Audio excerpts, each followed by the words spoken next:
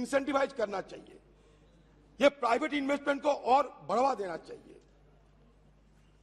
Even among public finance institutions, annual disbursement towards fossil fuel was 3 times more than towards renewable energy in financial year 2021. Clean energy targets of such lending institutions should therefore be enhanced, and they should also formulate plans for phasing down lending to fossil fuel projects. There is also a need for greater data transparency of the government and its entities with respect to reporting on clean energy. This will ensure that the government remains accountable as well as will help to implement evidence-based policies on clean energy. Clean energy में क्या investment है बताइए? In 2022, the Institute of Energy Economics and Financial Analysis published a report in which it estimated that India's current levels of investment in the renewable energy sector needs to be doubled to around $30 to $40 billion per year if it intends to meet its target of 450 gigawatt of renewable energy capacity by 2030. आपने तो target रख दिया है, आपने 175 जो target रखा था gigawatt की, उसका क्या सोलर 100 गीगावाट सोलर क्या हाल हुई आपको खुद पता है। 2020 अभी निकल जा रहे हैं, 2023 के टोटल 2023 की और हम बढ़ रहे हैं, लेकिन आपका टारगेट पीछे पड़ गए हैं। आप कहेंगे कि कोविड थे, ये थे, वो थे, बहाना बनाने में आपका कोई जोड़ीदार तो नहीं है दुनिया में। सर मैं बताता हूं, the government has failed to strengthen its capacity for domestic production of solar panel. मंत्री खुद स्वीकार करेंगे ये। With around 80% of panels being imported from China, experts have stated that more than 30 indigenous farms should already exist by now, but instead the industry has been plagued by the lack of coherent policy framework, inadequate funding, import of cheap panels from China, and issues with energy storage and other infrastructure. An independent report from 2020 also found that in addition to the solar manufacturing capacity, the production of raw material such as cells and polysilicon are also lagging. अब कहां जाओगे? ये मैं नहीं कहते, चीन हमारे साथ कितने आगे बढ़ चुके हैं कि उनके पास सारे संसाधन हैं। कॉन्सेंट्रेटेड सोलर पावर, उसमें आप पीछे रहेंगे। अब बताइए, कॉन्सेंट्रेटेड सोलर पावर हिंदुस्तान में कुदरत के चलते हमारे सोलर एनर्जी की कोई कमी नहीं है, फिर भी कॉन्सेंट्रेटेड सोलर पावर में हम पीछे रह गए। आप खुद इसको जरूर मानेंगे। सर हो गया। सर मैं ये मोदी जी तो पंचतंत्र पंचामृत की बात करते, चारों तरफ हम अमृत की ध्वनि गूंजते हैं अभी हिंदुस्तान में, अमृत काल, पंच अमृत वगैरह वगैरह। हम चाहते हैं कि अगर हमारे चीजों की दामों में, अगर अमृत की चीजों की दामों में अगर अमृत की कुछ बरसात हो जाए तो हिंदुस्तान के लोग बच जाएगी। हर जगह अमृत होते हैं, आम लोगों की रोजमर्रा की चीज में सारे गरल गिरते हैं। फर्क ये है, एक तरफ अमृत, चारों तरफ गरल। कहां जाए हम लोग? हम सरल आदमी हैं, महंगाई पे गरल डालते हो। अब मोदी मतलब मुमकिन है, आप कहते हो मोदी है तो मुमकिन है, मैं कहता हूं मोदी है तो महंगाई है, हम कहते हैं मोदी है तो गरल है, अमृत नहीं है। विषयांतर कर दिया आपने, हो गया अधीरदा विषयांतर कर दिया। चलिए। हाँ सर हो गया जी, हो गया सर। सर ये कहते हैं कि as of April 2022 India installed capacity for power from renewable sources stand at 111.39 gigawatt, despite the previous target of achieving 175 gigawatt by 2022. Thus, the Prime Minister's commitment of 500 gigawatt by 2030 seems tokenism. Reports have pointed out that there is a mere rehashing of India's existing commitment to achieve 450 gigawatt capacity by 2030. Sir मैं हो गया sir, मैं एकदम अंतिम में पहुंच गया। दो मुद्दे सर, नहीं मैं ये मंत्री की ध्यान आकर्षण करने के लिए दो मुद्दे रखना चाहते हैं। देखिए, मेरा बात नहीं, एक्सपर्ट्स की क्या कहना है ये आपको थोड़ा जिक्र करना चाहिए। एक्सपर्ट्स की, many scientist, economist and NGO believe that the carbon trading is a dangerous distraction from the need to end fossil fuel use and move to a low carbon future. We do not have time to wait for a high price on carbon. We must shift to a low carbon energy agriculture, transport, and industrial world now. The best way to do this is through direct regulation. ये मेरा नहीं, expert की मानना है. There are many downfalls to the carbon trading system. It has become a source of windfall profits for polluters through its failed mechanism, offshore carbon offsets, and it has in fact led to emission not being reduced but only regulated in a manner which ensures profits for the polluters with very little payoff to the environment. ये मैं आपको बस हो गया sir. Last मतलब last. Sir, the principle of carbon market. मंत्री देखिए ध्यान से सुनते हैं, उनका जानकारी अच्छा लगता है. हाँ. Principle of carbon markets were established in the year 1997 Kyoto Protocol, but today there have been few, if any, measurable reduction in greenhouse gas. Measurable reduction, देखा है कोई सबूत है इसका? Greenhouse emission that can be attributed to this measure. The two most important carbon markets so far, the European Union emissions trading system and the United Nations carbon offsetting scheme, clean development mechanism, are failures. Yet, new carbon markets based on this scheme are being planned in both developed and developing nations. मैं ये concern जताता हूँ, इसका मतलब ये नहीं मैं bill की विरोध करता हूँ, नहीं, मैं एक्सपर्ट की बस हो गया सर, हो गया सर. जी. The second reason that carbon markets have been infested by corruption and non-transparency. When starting one project in India, research team realized that the Mumbai office of a major international consultancy appeared to have copied and pasted large chunks of documentation from one CDM project to another. In fact, carbon markets have created a lot of income for consultants, carbon brokers, and project developers, not to mention the validators, policymakers, NGO professionals, and academics who have made a living from this market. This is very little independent and democratic oversight in the system. Instead, there are many revolving doors between the business, policy, NGO, and university world, fueling acquisition of corruption. Thank you, sir हो गया. Sir आज Nobel laureate Rabindranath Tagore की तिरोधान दिवस है. ये कुदरत को मानते हुए उन्होंने ये एक समय कहा था कि trees are the earth's endless effort to speak to the heaven. तो पेड़ बचाओ, पौधे बचाओ, कुदरत की बचाओ, हम रिन्यूएबल गुरुदेव की पंक्तियों से आपने पूर्ण किया. Shri GS Pon ji.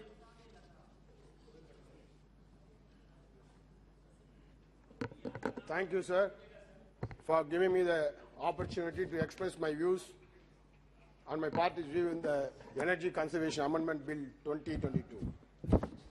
Sir, India stands at the forefront of addressing climate change and has committed to ambitious, nationally determined contributions. There is no doubt we need to adopt a bipartisan approach to this issue, as it is a question of the survival of our species. Our Prime Minister has reiterated India's commitment by aiming to install 500 gigawatts of non-fossil energy capacity by 2030, reduce emission intensity of GDP by 45% over 2005 levels, source 50% of the electricity from non-fossil sources by 2030, reduce carbon emission by 1 billion tons till 2030 and achieve net zero by 2070. India is the largest exporter of carbon credits. Therefore, it makes obvious sense that we set up our own national market and frame the necessary regulations for it. Media reports indicate that the Prime Minister may launch a national carbon trading platform on 15th August as Indian presses ahead with its climate commitments. And what better an occasion than Independence Day? This amendment seeks to mandate the use of non-fossil sources including green hydrogen, green ammonia, biomass and ethanol for energy and feedstock, and I welcome this, sir. This move must also be backed by support for promoting research and innovation in this field. There is a need for incentivizing actions for emission reduction, leading to increased investments in clean energy and energy efficiency areas, and its amendment will be seen as a positive step in that direction. Currently, only commercial buildings are required to follow the energy efficiency code. The attempt to bring large residential buildings within the fold of energy conservation regime and to enhance the scope of energy conservation building code is also welcome. The proposal is expected to increase the cost of construction by 2 to 3%, but the recovery takes place within 4 to 5 years through reduced electricity bills. The estimate says that this is likely to save 1,20,000 crores worth of electricity by 2030 by avoiding generation of 3 billion units. While the proposal of the Act to indulge larger residential buildings is with an aim to promote sustainable habitats, we must ensure that this does not create a regulatory quagmire that causes the industry to run from pillar to pillar and post to post. Let us ensure that we are creating an easy single window system that does not make the process of compliance difficult. We must make this, sir. And also, you also want to increase members in the Governing Council of Bureau of Energy Efficiency, but once again, why is the representation of the states are so poor? Why not accommodate more members for the states, sir? And I welcome the move to empower the state electricity regulatory commissions to make regulations for smooth discharge of its functions, as I believe state governments will have a very vital role to play in achieving the goals of energy conservancy. Many highly industrialized states are ready to take the lead in increasing generation of renewable energy and imposing strong green laws.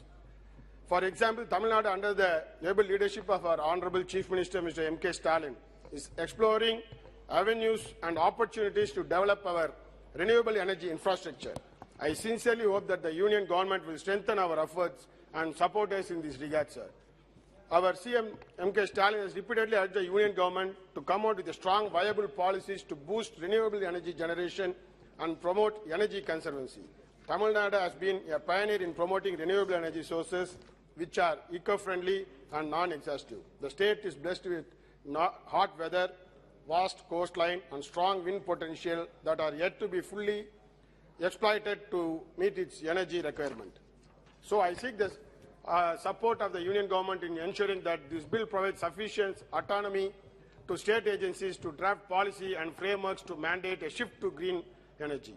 While I welcome this bill and the ambitious endeavor to protect our environment, we must also be aware of the fact that simply imposing rules and regulations on energy consumption alone will not suffice. The spirit and policy of this bill must also be a platform for us to discuss how our mere energy conservation alone won't help us to tackle the climate change. India committed to creating an additional carbon sink by increasing tree and forest cover to reduce CO2 emission to 550 metric tons by 2030, but where does that stand?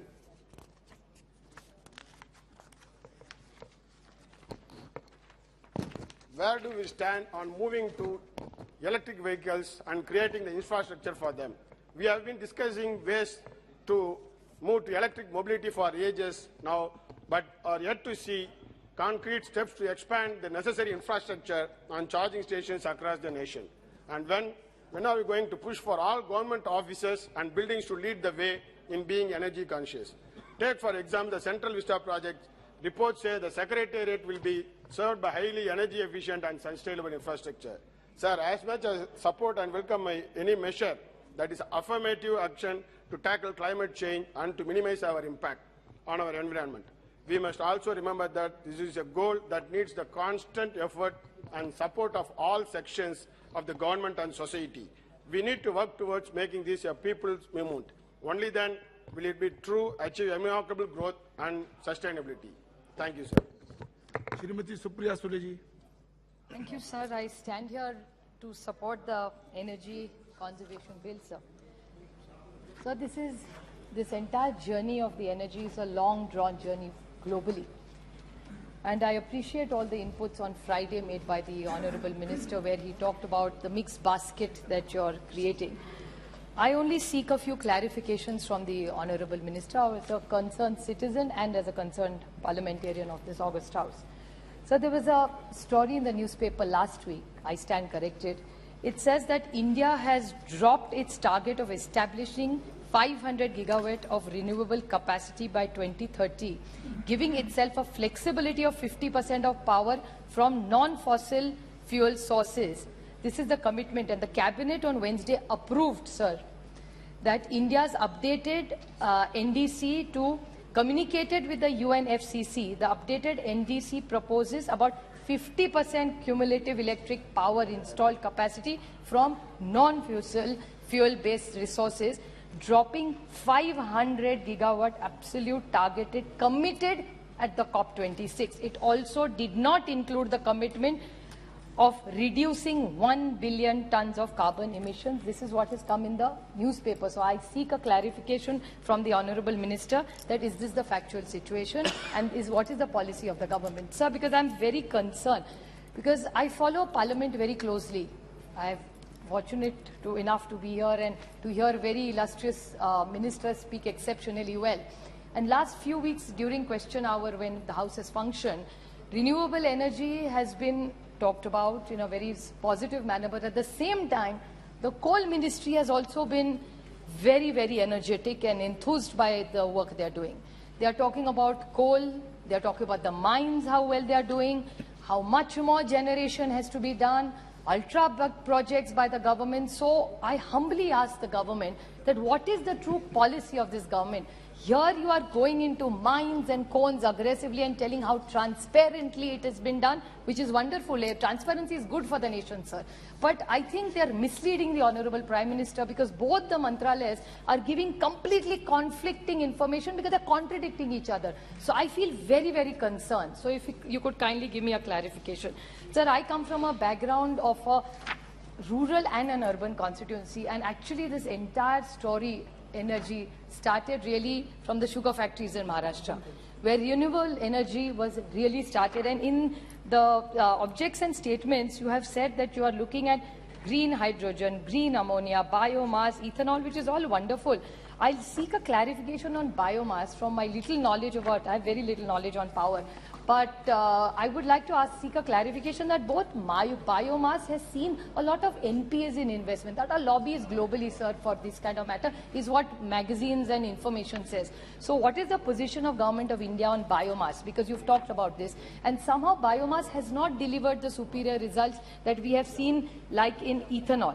So if you could kindly clarify in the larger interest of the nation. And the other points, sir, for solar. We are all for solar. We are very happy you're working so much in solar. I have to seek few clarifications from the Honorable Minister that in the land acquisition of solar plants, you normally give 1 year to a project.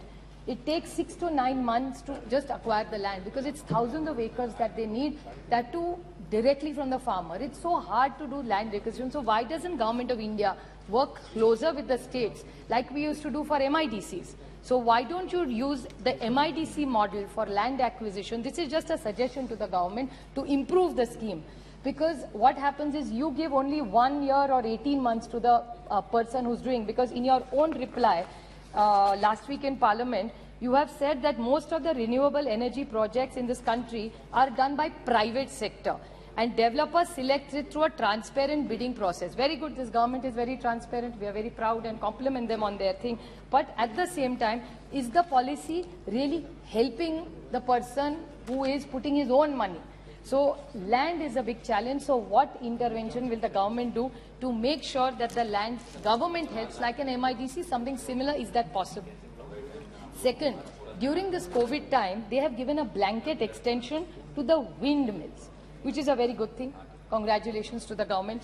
So because of the supply chain distribution, if in the renewable energies you have given it to the players, the investors of wind, why not do it same to the solars? They have also been similar. They are doing renewable energy. So why this step treatment given to solar? I mean, everybody should be treated. Everybody's been through challenges. So why does solar not get the same is my question to the Honorable Minister. Another big policy intervention which I'd like to ask the Honorable Minister. This government initially was doing a great job in all these bids. Now, in the last 6 to 8 months, you have changed a small policy, and this is purely from the newspapers. I can table wherever I've got this information from. When you get an L1, normally you give it to the L1. You all have started reverse bidding. Now, because of that, the viability becomes a big issue. Already he has delayed because of the land. And the last 6-8 months, most of these private developers, and the reason I'm saying private, because you yourself in your reply has said that all private people are only doing this business. So it's not that I'm speaking for some private agency. I'm going purely by the policy of the government and what has come in the question hour. So what is your stand on this? So will you, between this L1, then what's the point of L1 if you're doing reverse bidding? And the whole thing is the country is going to get affected, the consumer is going to get affected. So if you could clearly give me an answer on this policy thing. And what happens, sir, in this reverse bidding, I stand corrected, please correct me if I'm wrong. What happens is, if it doesn't work out for the private, it comes back to NTPC, which goes back to the government. So then private players will say, ki hum desh mein kar rahe, hum baahar jaake kar rahe, policy is more friendly. So why are you pushing people who want to work in India away because of this one policy which has only come in the last 8 months, sir? It wasn't there before. So my request is, if you could clarify, it will be in the larger interest of the nation and all the people who want to work with the government. Sir, 2-3 quick questions. Even Adirda talked about R&D. Now, you're talking about hydrogen. In your very introductory speech, you spoke very well about green ammonia, green hydrogen, which has all sounded wonderful, very encouraging. But what is the R&D that this government is doing? From the information that I have from a reply given by you, the central assistant has consistently, in 18-19 was 4,414. In 1920, it was 3,000. In 2021, 2,800. And 2022, it is 2328. So it is continuously coming down. And your government has not reached a single target since it has come to power. People talked about GST. I won't go into that. I see you hinting at this. Just 2-3 very short points. Now, this PM Kusum scheme, you haven't reached a target. I'm just reading through it quickly. You said solar rooftop program. In that, you have only reached 15%. So many programs, off-grid decentralization of solar program, that has been stopped. Bioenergy program, stopped. Small hydrogen program, stopped. And the shortfall, sir, I'm just rushing through these points. Actually, I would have liked to speak a little more.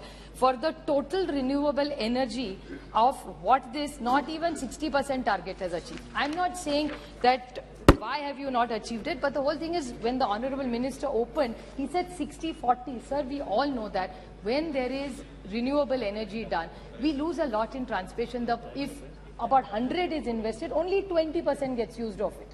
So we do need that. And what transmission and distribution? What has this government done for transmission and distribution specifically of renewable energy? You've invested so much money in making this renewable, which is wonderful, but what have you done? Same thing about carbon credit trading. Carbon credit trading is wonderful, but it's all up in the air. Have you spoken to stakeholders? Have you consulted states? Have you consulted industry? Nothing, from the best of my knowledge. Last small point, sir, is about discoms. In the morning, he was a little upset about, the Honorable Minister was slightly agitated because of what happened between us. But sir, this needs serious discussion. Why did Government of India give money to states in that Udayan scheme? If I stand corrected, they gave it to the states so that we would reach the last mile. Garib, jo sochit hai, पीड़ित, जो दूर में रहता है गांव में, उसको बिजली मिले. उसके लिए आपने उदय स्कीम दी, स्टेट्स को पैसा दिया. जब दिया तब ऐसा नहीं कहा ये गरीब के लिए मैं दे रहा हूं. States thought that was a scheme which was given to encourage the poor people, support the states. Loan मांगा, हमने मांगा तो नहीं था, आपने सामने से दिया. States तो मांगने नहीं आई थी, आपने किया, बहुत अच्छी स्कीम है, ले लो पैसा. So if they gave the money, they did not say it's a scheme. Now they are saying कि it is given, no freebies allowed. Sir, how will it work like that? आप अगर किसान को बिजली दे रहे हो, उसमें दिक्कत क्या है? और sir, see the double standards of this government, sir, which really pains all of us. कि आप 6,000 किसान को दो, तो it is allowed. If the state gives free बिजली to the किसान, it's a freebie. तो आप करो तो अच्छा, हम करें तो सब बुरा. ऐसा नहीं हो सकता ना sir. So if you are giving 6,000 to them, we are happy, we compliment you, we congratulate you. अच्छी बात है. मैं तो कहती 6 का 12 करो, 12 का 18 करो, कोई नहीं. अच्छी बात है. You give it in their account, but why is this government anti-electricity only in the states? Sir, if you could kindly clarify all these points. I just, last one line, sir, I would just like to make a last point, I've cut all my other points, is What government really needs to do is have a clear-cut policy. There is no, they keep changing policies every few months. That's why people are very anxious. And we need a wind and solar storage hybrid model. These models that we are working on are not going to work. We need a hybrid model, and that's what this government needs to lead. We are willing to work with them, but please give clear clarifications in the reply at policy level. Thank you, sir. धन्यवाद सभापति महोदय। जब भी हो ना sir तो रोकना हो तो उसके 10 मिनट पहले हमको बता दीजिए। तो अभी बोलना पड़ेगा क्या? अद्भुत का तो समय ही है। हाँ 15 मिनट पहले बोलिए। जी प्लीज। ये सदन की आप प्रारंभ तो करें। ये जो एनर्जी कंजर्वेशन बिल है सर, और औसतन हम लोग अंतर्राष्ट्रीय स्तर पर जाते हैं तो कोई बड़ा निर्णय करके आते हैं और फिर सरकार लौट के आती है तो फिर सो जाती है। कई बार इंटरनेशनल कन्वेंशंस 20-20 साल के बाद हम लोग रेटिफाई करते हैं, लेकिन एक ऐसी सरकार इस देश में है और ऐसा नेतृत्व है कि 6 महीना पहले वो सरकार, देश के प्रधानमंत्री ग्लासगो समिट में जाते हैं और लौट करके 3 से 6 महीने के भीतर एक कानून में संशोधन ले आते हैं, क्योंकि अंतर्राष्ट्रीय स्तर पर जो हमारा कमिटमेंट है वो देश के 125 करोड़ लोगों के बीच में लाया जाए। ये शायद एक ही व्यक्ति इस काम को, क्षमा कीजिए पुराना भी हम लोग सदन में बैठते रहे देखे, लेकिन जिस महीनता के साथ, जिस गंभीरता के साथ भारत की सरकार और वर्तमान प्रधानमंत्री करते हैं, शायद ये अपने आप में एक अनोखा है।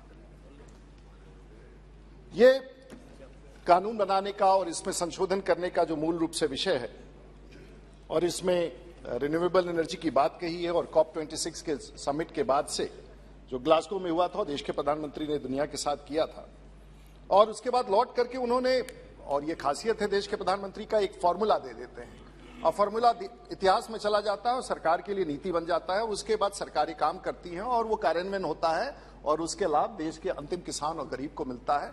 शायद ये पृष्ठभूमि है जिसका लाभ पूरा देश उठाता है, और इसीलिए हम लोगों ने लक्ष्य रखा कि 2030 तक, माननीय मंत्री जी बैठे हैं, बिहार से हैं, भारत सरकार के गृह मंत्री भी रहे, गृह सचिव भी रहे, उसके बाद आज भारत सरकार के मंत्री हैं, मेरे राज्य के हैं, सुलझे हुए व्यक्ति हैं और बड़े शौक के साथ काम करते हैं। और हमें गर्व है कि भारत की सरकार ने बिहार से एक ऐसे मंत्री को इस कुर्सी पर बैठाया है जो देश की सेवा में और खास करके पर्यावरण से जुड़े एक बड़े विषय को लेकर के आज विधेयक के रूप में आए।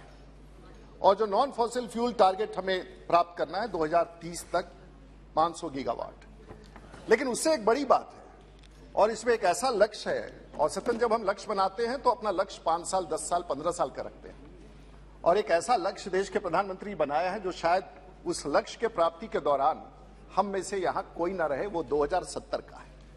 और ये विजन होता है देश का और देश के उस लकीर को खींचने का कि हम रहे ना रहे, देश रहेगा, भारत माता रहेगी और वो देश चलता रहेगा। और आने वाली पीढ़ियों के लिए सदन में बैठ करके इतने सारे माननीय सांसद आज इस भरी दोपहरिया में निर्णय कर रहे हैं। यह है लोकतंत्र की ताकत जो आने वाली पीढ़ियों के लिए हम तैयारी करते हैं।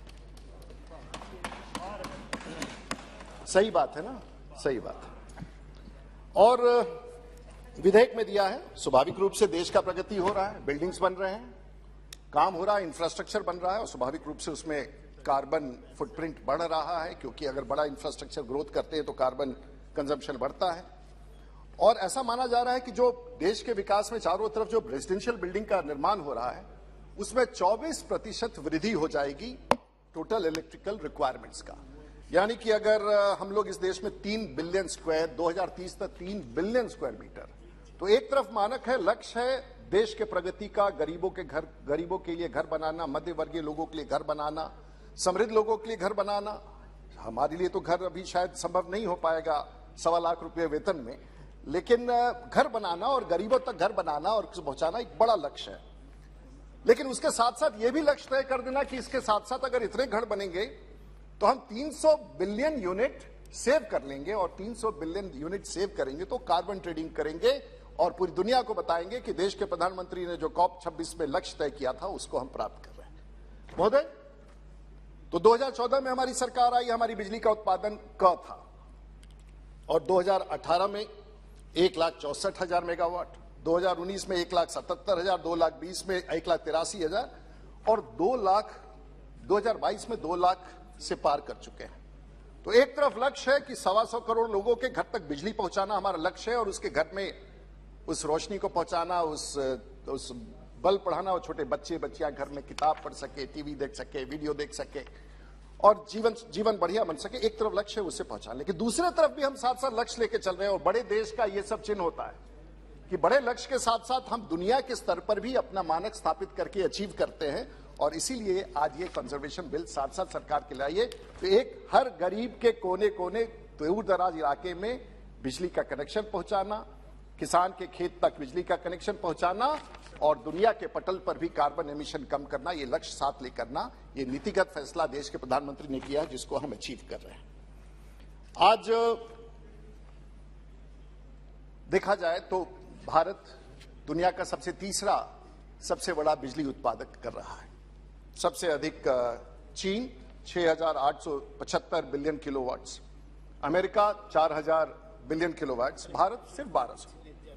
लेकिन यह भी देखना होगा कि जो पावर जनरेशन में जिस तरह से लगातार 60% की वृद्धि प्रत्येक वर्ष हो रही है, यह अपने आप में प्रमाणित करता है कि हम कहीं भी अपने विकास से कोई कॉम्प्रोमाइज नहीं कर रहे हैं। लेकिन विकास से कॉम्प्रोमाइज न करने की स्थिति में एक बड़ा अद्भुत तथ्य उभर के आ रहा है, क्योंकि हम लोगों ने देखा है कि पहले तो अपना जीवन इंसान जब चलता था तो वो सूर्य की रोशनी से तय करता था कि जब सूर्य का किरण बाहर आएगा तो उससे पहले हम उठ करके काम कर लेंगे, और 6 बजते बजते घर में रिटायर कर जाता था। और उस समय हम लोग निर्भर करते थे सूर्य पर, लकड़ी पर, स्ट्रॉ पर, गोबर पर। उसके बाद हम लोग ने दूसरा एनर्जी का सोर्स था मसल्स, घोड़े से हम लोग इस्तेमाल करते थे, विंड्स का, सेल्स का, पानी से, इस प्रकार से एक बैलेंस बना था। लेकिन जब सब लोगों की जरूरत हुई तो बेंजामिन फ्रैंकलिन ने बिजली का निर्माण किया, वो 1752 में। और पहली बार दुनिया में बिजली, उस समय किसी ने नहीं सोचा होगा कि बिजली जो एक अपने आप में प्रगति का कारण है, वो पर्यावरण के संकट का भी कारण बन सकता ही नहीं। और जब न्यूयॉर्क टाइम्स को 1752 में पहली बार बिजली का कनेक्शन न्यूयॉर्क में दिया, तो आज से 300 वर्ष पहले जब वो निर्णय हुआ होगा, वहां से चल करके इस सदन में, इस एयर कंडीशन सभा में, इस बिजली के साथ, इस माइक्रोफोन के साथ, वहां से चल के यहां आए हैं। और इस दौरान हम भूल गए हैं कि इसका एक भरपाई भी करने की जरूरत है, और देश के प्रधानमंत्री ने उस भरपाई करने का निर्णय दुनिया के पटल पर रख करके भारत में सब लोगों को इससे जोड़ने का। लेकिन लोग कहते हैं कि भाई भारत इसमें कंट्रीब्यूट कहां करता है। मैं जरा अध्यक्ष जी वो पन्ना निकाल लूं जो बहुत ही इंटरेस्टिंग है। और ओईसीडी का रिपोर्ट है कि भाई भारत में लोग कहते हैं पर्यावरण के प्रति नहीं। तो दुनिया में अगर पर्यावरण का और कार्बन एमिशन का जो टैक्स है, एनवायरमेंटल टैक्स, वो 2% है, तो भारत में हम सब लोग आज 1% देते हैं। 125 करोड़ के लोग कोई कम नहीं देते हैं, हम देते हैं। और हम नीतिगत रूप से मुफ्त बिजली भी देते हैं और टैक्स भी देते हैं। ये समकक्ष संतुलन कोई नहीं बना के दुनिया में चलता है। अगर इसके आगे देखें, अगर यूरोपियन यूनियन में 70% हम बिजली को टैक्स करते हैं, तो भारत में हम 50% करते हैं। ये बात दूसरी है कि डिस्कॉम्स फेलियर में है, लेकिन आज भी हम पर्यावरण के प्रति टैक्सेशन में, और ये ओईसीडी का रिपोर्ट है। एमिशन ट्रेडिंग सिस्टम हम बना रहे हैं, हम इसमें कमजोर थे, और इस सरकार इस विधेयक के माध्यम से हम बढ़ रहे हैं। लेकिन सोचना, हमारा यहां उद्देश्य आज खड़ा होकर यह कहना कि सोच क्या होता है। और देश के प्रधानमंत्री, जब हम पर्यावरण संतुलन की बात कर रहे हैं तो यह हो रहा है कि बिजली, तो बिजली फॉसिल से, फलाना से, फलाना से। लेकिन देश के प्रधानमंत्री ने जाके इंटरनेशनल सोलर अलायंस भी किया कि अगर यूरोप में अंधेरा रहेगा, अमेरिका में अंधेरा रहेगा, तो भारत में रोशनी रहेगी। तो भारत का बिजली इस रोशनी से, रिन्यूएबल एनर्जी से बनेगा, तो चीन को पहुंचाएंगे और अमेरिका को पहुंचाएंगे। जब अमेरिका में रोशनी रहेगा तो तार से, बिजली से, वहां से रोशनी से, सूर्य की रोशनी से भारत आएगा। और देश के प्रधानमंत्री ने दुनिया के पटल पर इंटरनेशनल सोलर अलायंस का नींव रख दिया है। हमारे लिए गौरव का विषय है। महोदय, अगर थोड़ा और आगे बढ़े तो सबसे रोचक विषय यह है। महोदय, मुझे 10 मिनट पहले जरूर बोल दीजिएगा। तो अभी से 10 मिनट प्रारंभ महोदय। चलिए, तो ये सही है सर, 10 मिनट मैं एकदम आपको 8 मिनट में खत्म कर दूंगा महोदय। तो इसके पश्चात हम लोग चलते हैं आगे एक तरफ से। हाँ सर, महोदय, हमारा दायित्व क्या है, और कार्बन एमिशन, कार्बन फुटप्रिंट के बारे में बात करें तो एक बड़ा अरुण जेटली साहब नहीं रहे, स्वर्गीय अरुण जेटली कहा करते थे और पूरी दुनिया में प्रचलित हुआ, पॉल्यूटर्स पे। साहब अमेरिका का पॉल्यूशन क्या है? विकसित देश है, उनका per capita pollution 20 million metric ton per head है। रशिया 11, EU 9.4, जापान 9.87 और भारत कितना है? भारत का कितना? 1.4। भारत का है 1.4 और दुनिया का 4। हम तो इसको सब अनुपालन कर रहे हैं दुनिया के सामने हमारे लेकिन अगर देखा जाए तो साथ साथ, क्योंकि हमारी आबादी ज्यादा है, चीन आज दुनिया में सबसे ज्यादा कार्बन एमिशन कर रहा है। That is about 10,175 million tons of carbon dioxide. Then comes United States of America, 5,285. Of course, India is the third, which is 2,616, and Russia is 1,678. But per capita is our lowest in the country. And today, the emissions across the world, as per the OECD report, is around 35,000 million tons of carbon dioxide. Yes, it's a challenge, and we need to control it. क्यों? और यही सवाल है, क्योंकि मैं इसको वहां तक इसलिए ले जाना चाहता हूं कि मेरे लिए वो हमेशा एक विषय रहा है जिसको मैं हमेशा इस सदन में भी कहता हूं, और वो है क्लाइमेट चेंज से। और ये समय है फिर से देश को, लोगों को बताने का कि आखिर में कारण क्या है, इसका निर्णय हमें क्या करना है। इससे हमें हो सकता है कि इसका थोड़ा कॉस्ट हमारे पर ज्यादा है, लेकिन आने वाले पीढ़ियों के बारे में यदि हमें सोचना है, if you have to think about the posterity, we have to decide this in this house, in the visionary leadership of the prime minister, we have to decide why. 1950 में अगर प्री इंडस्ट्रियल लेवल में जब हम temperature rise की बात करते थे, उससे ज्यादा हम बढ़ चुके हैं, और हम लोगों का लक्ष्य है कि क्योटो प्रोटोकॉल के पेरिस एग्रीमेंट में हमने कहा है कि इसको 2 डिग्री तक हम करेंगे। क्यों? आज हमारी आबादी दुनिया की लगभग 7.2 बिलियन से ज्यादा क्रॉस कर रही है। परिणाम क्या हो रहा है? तापमान बढ़ रहा है, दुनिया का फूड प्रोडक्शन कम आ रहा है, जिसका परिणाम है, इसका प्रभाव आज नहीं तो कल हम पर पड़ेगा। पानी का अभाव हो रहा है, और परिणाम है कि वैसे भी भारत में देखिए, दुनिया में जो पानी का जो हम देखते हैं, जो 3% पीने लायक है, 97% पानी पीने योग्य नहीं। 3% में से भी 1% पीने योग्य पोर्टेबल वाटर है, और बाकी 2% तो समुद्र में है या पहाड़ों पे चोटियों पर है, बर्फ में है या धरती के नीचे है। तो पानी का भी अभाव है। वैसी स्थिति में यदि ये संतुलन बिगड़ता है तो आने वाली पीढ़ियों में हम सब लोगों की चिंता की। हम लोगों को लगता है छोटा सा, अगर पौराणिक रूप से कहते थे कि पीपल का पेड़ लगाना है, लेकिन एक पीपल का पेड़ 4 दिन में एक पूरे व्यक्ति के ऑक्सीजन की व्यवस्था करता है। इसीलिए कहा गया है कि पीपल का पेड़ लगाया जाए। जो मधुमक्खियां, एक मधुमक्खी 80 किलोमीटर घूम करके आती है और 1 चम्मच शहद बनाती है, और मधुमक्खी और बाकी सब जो पॉल्यूशन कर जो पॉल्यूटेंट्स हैं, अगर हम देखें तो लगभग 400 बिलियन वो छोटी छोटी तितलियां, वो छोटे छोटी पतंगियां, छोटे छोटे मधुमक्खियां, ये कभी हम लोगों से आके कुछ मांगती नहीं है। ये कहती नहीं कि साहब मेरा पेमेंट क्या हुआ, मैंने इतना मेहनत करके शहद बनाया। वो तो ये कहती है कि हमारे बचाने का, हमारे संरक्षण का, पर्यावरण का संरक्षण कर दो, हम मुफ्त तुम्हारी सेवा करते रहेंगे, कभी तुमसे मांगने नहीं आएंगे। और वो आज ये सदन बैठ के तय कर रहा है कि इन मधुमक्खियों को हम कैसे बचाएंगे, इस तितलियों को हम कैसे बचाएंगे, ताकि आने वाली पीढ़ी यहां सुख सुविधा से रह सके। महोदय, मैं छोटा सा उदाहरण, भारत में 1.54 बिलियन के आसपास, लेकिन 300 मिलियन पशुओं का डेथ होता है, मरते हैं। और पिछले 10 वर्षों में 75,000 गिद्ध, वल्चर्स गिद्ध ही कहेंगे ना, 75,000 गिद्ध मर गए हैं। परिणाम क्या होता है कि पशुएं जब मरती हैं, वो वहां पर ढेर में जो उनको पहले वल्चर्स खाते थे उनको खा नहीं पाते हैं, वहां पड़े रहते हैं, प्यूट्रीफाई कर जाते हैं, और उसमें से एक जो विष निकलता है उसे एंथ्रैक्स कहते हैं। और एंथ्रैक्स अगर जब गर्मी का मौसम आता है तो पूरे दुनिया में फैलता है। जैसे सहारन डेजर्ट से हवा चला तो भारत की तरफ तभी राजस्थान से होते हुए भारत के ऊपर आएगा, दिल्ली के ऊपर भी आएगा। और वो छोटे छोटे ऐसे कीटाणु होते हैं जो आपके शरीर में प्रवेश कर जाए तो आपके नर्वस सिस्टम को हार्म कर सकते हैं। तो ये सब चीजें 100 साल में होंगी। इसको रोकने के लिए हम आज काम कर रहे हैं, और इसीलिए इस प्रकार की व्यवस्था हम सब यहाँ कायम कर रहे हैं। महोदय, मेरे पास बहुत सारे तथ्य हैं, मैं इस विषय पर बहुत विषयों को रखना चाहता हूं, लेकिन यही मैं कहना चाहूंगा। आपने मुझे 10 मिनट का समय समापन के पूर्व दे दिया, इसके लिए बहुत बहुत आभार। लेकिन सर, ये नियम आज ही भर के लिए और यहीं तक लागू है, इसके आगे लागू नहीं होगा। जी जी, आगे 2 मिनट पहले बताएंगे। आगे से 2 मिनट, ये मेरे लिए स्पेशल रूप से, क्योंकि प्रस्तावना जो देता है उसको थोड़ा सा इसका रियायत मिलता है। महोदय, हमें पर्यावरण के प्रति देश के प्रधानमंत्री का और हम सब लोगों का एक बहुत बड़ा सोच है।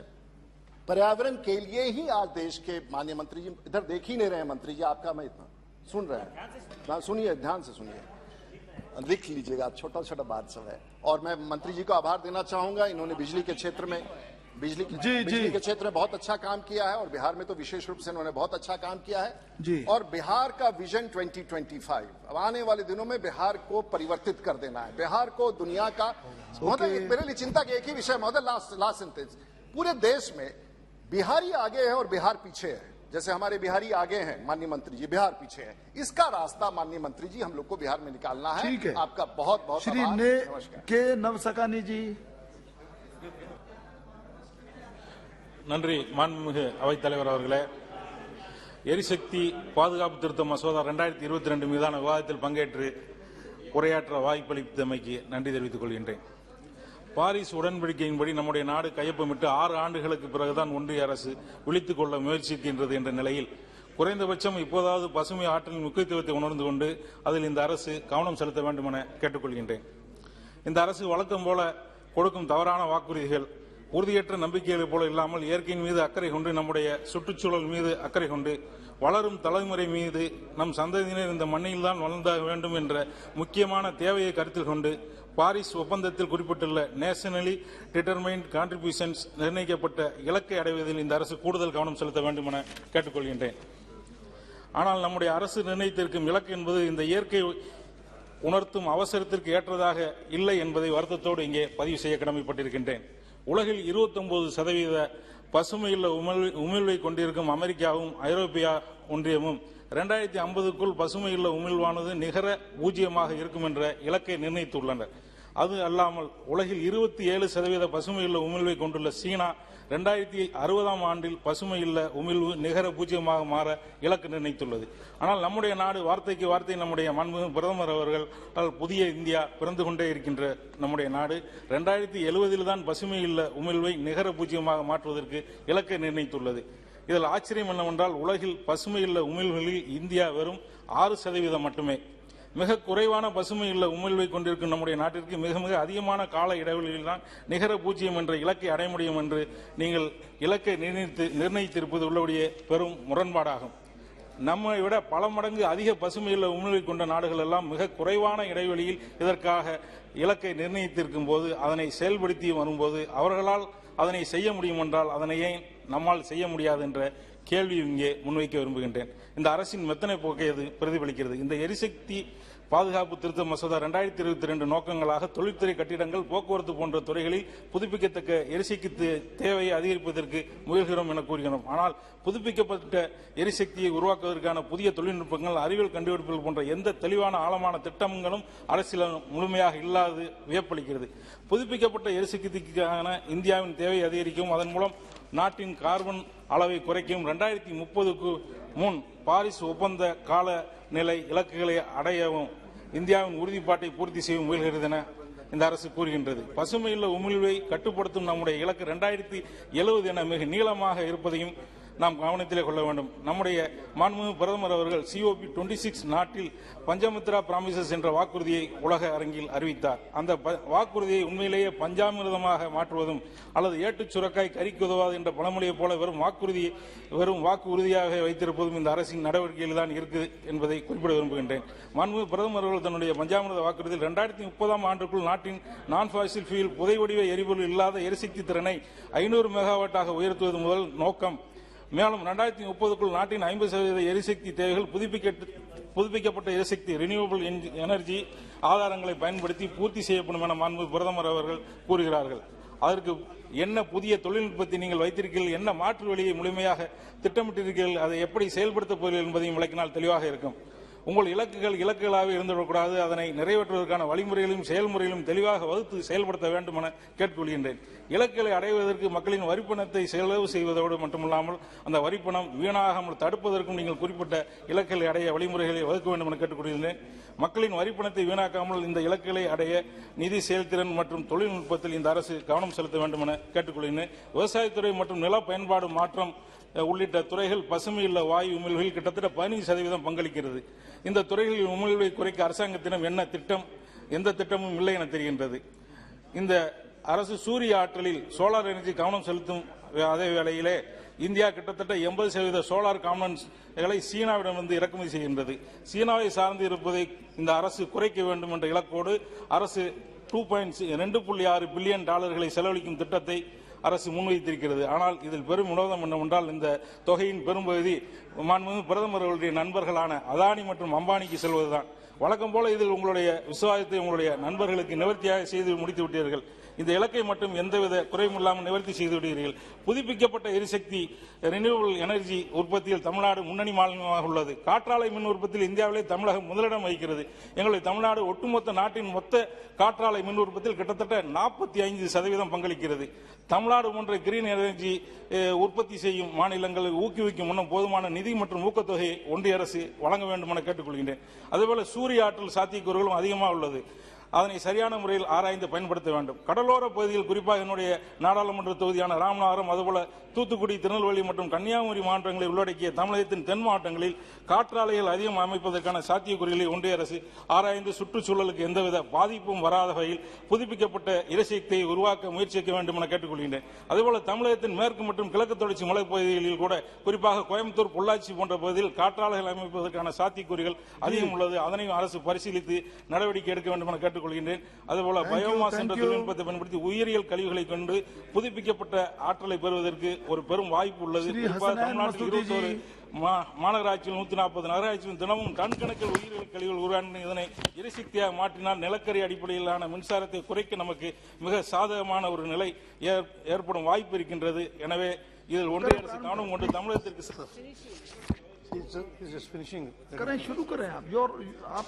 Sir, I stand in support of the Conservation Amendment Bill 2022. Sir, the objectives of the bill as spelled out to mandate use of non-fossil sources including green hydrogen, green ammonia, biomass, establish carbon markets, bring large residential buildings within the fold of the energy conservation regime, and enhance the scope of energy conservation. Sir, for long, industry has taken the global commons to be a dumping ground for carbon emissions, and this bill depicts an attitudinal shift. It is aimed at promoting energy conservation and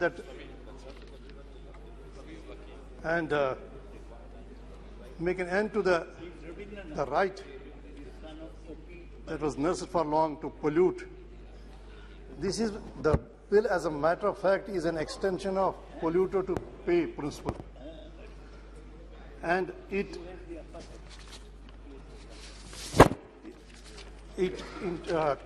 combines all the three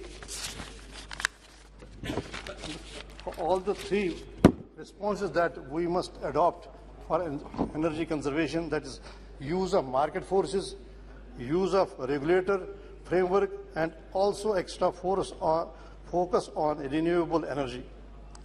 Sir, all the three have to work together if we have to achieve the targets. This bill is also in the nature of treaty of commitment to treaty obligations. Sir, while market forces use of market framework is a welcome step, but much depends on how this framework is made to work. If this framework does not work as expected, then this cannot have the desired results. Whatever is done today is done a little late, because in rest of the world, this use of market framework have started much before. It was immediately after Earth Summit of 1972, Brazil Summit. But if we have started today, and if we want to employ market forces, market framework to control carbon emissions, it's a welcome step. And we must expect that this, whatever framework is provided under this law, the bill, that is made to work efficiently, and we are able to stick to or achieve the targets. So, but at the same time, we should not bid goodbye to a regulatory framework. both should work together. And last of all, we must have extra focus, as I said, that on renewable energy. And we must encourage use of renewable energy so that we can have less and less emissions, and we can have within limits emissions. And when we just make mention of renewable energy, but what is kind of depressing is that government has not taken adequate steps to encourage use of renewable energy. And we don't find government has not incentivized it. It has not provided extra incentives for all those who use energy to fall back on or to make use of the renewable energy.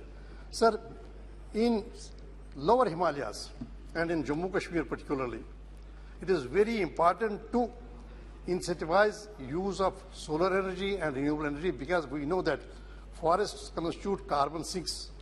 Apart from seas, oceans, forests constitute carbon sinks, and if the depleting forest line is a cause of concern for everyone, because if we don't have forests or forests are put to danger, then an important carbon sink that is available to us, that absorbs a part of the emissions that we make, is not available. So I would request Honorable Minister to provide incentives in Jammu and Kashmir, so that, and not only in Jammu and Kashmir but all the lower Himalayas, so that forest cover that is available to the country is saved, and the emissions that are otherwise a cause of concern, not only for in our country but to entire humankind, those carbon emissions are reduced and do not play a role in climate change and ozone depletion. And at the same time, while taking every step to make the market framework that is sought to be employed a success, the industry should not be given a free hand. It should not, because only market framework independent of a regulatory framework is not going to get the desired results. We cannot give industry a free hand in making emissions only because they pay for it. Carbon trading is okay, but carbon trading has failed elsewhere because the only focus was placed on carbon trading. Carbon trading has to work side by side with the regulatory framework. We should not downplay the importance of regulatory framework where we put cap on the emissions, carbon emissions, then only we will be able to achieve whatever objectives are spelled out in this bill. And at the same time, as I requested, that we must place extra focus on use of renewable energy so that we encourage renewable energy. In absence of that, the object of the bill may not be achieved. Right. Thank you. Shri M.K. Vishnu Prasad ji. Thank you, Speaker Sir. I first of all would like to thank Honorable Shri Madam Sonia ji and Shri Rahul ji for giving me an opportunity to speak on this energy conservation bill. There are two types of energy, which we all know. One is a green energy and other one is a grey energy. Grey energy will give carbon, ash, but green energy is derived from the hydro, solar and tidal, and so many other factors. This bill mainly motivates the use of non-fossil renewable energy and discourages the use of fossil fuels. As we all know, this universe has a limited source of fossil fuels, and so according to the Paris Agreement, Honorable Prime Minister also has promised that by 2030, around 33 to 35% reduction in carbon emission will be achieved by India. We appreciate. Now let us see the salient features of the bill. The first point is usage of alternative fuels like green ammonia, green hydrogen, biomass and ethanol. I would like to say at this point of time, you know the world's largest and the cheapest producer of green hydrogen is Adani. This is a fact. Yes. So where the government is heading, the bill has to be passed, no doubt. Conservation is important. Carbon emission should be restricted. But where this bill ultimately is going to favor whom, we have to see. Hindustan should not become Adanistan or Ambanistan. Sir, it is a fact. It is a fact. No, please, आपने अपनी बात रखिए. And this bill again proposes Okay, to स्वागत give था. a carbon emission certificate. The bill proposes to give a carbon emission certificate. We appreciate. Number 3, increase of members, governing council members of Bureau of Energy Conservation from 4 to 7. We appreciate. And of course, the fourth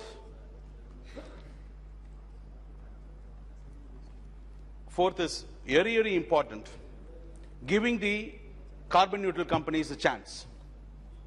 We all appreciate this bill. But there are some gray areas where you have to focus. Number 1 is building a green building, construction of green building. Of course, the investment is very high, around 15% more, and time consuming.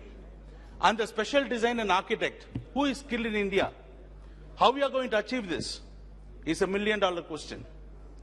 Number 2, the carbon neutral companies will give the energy.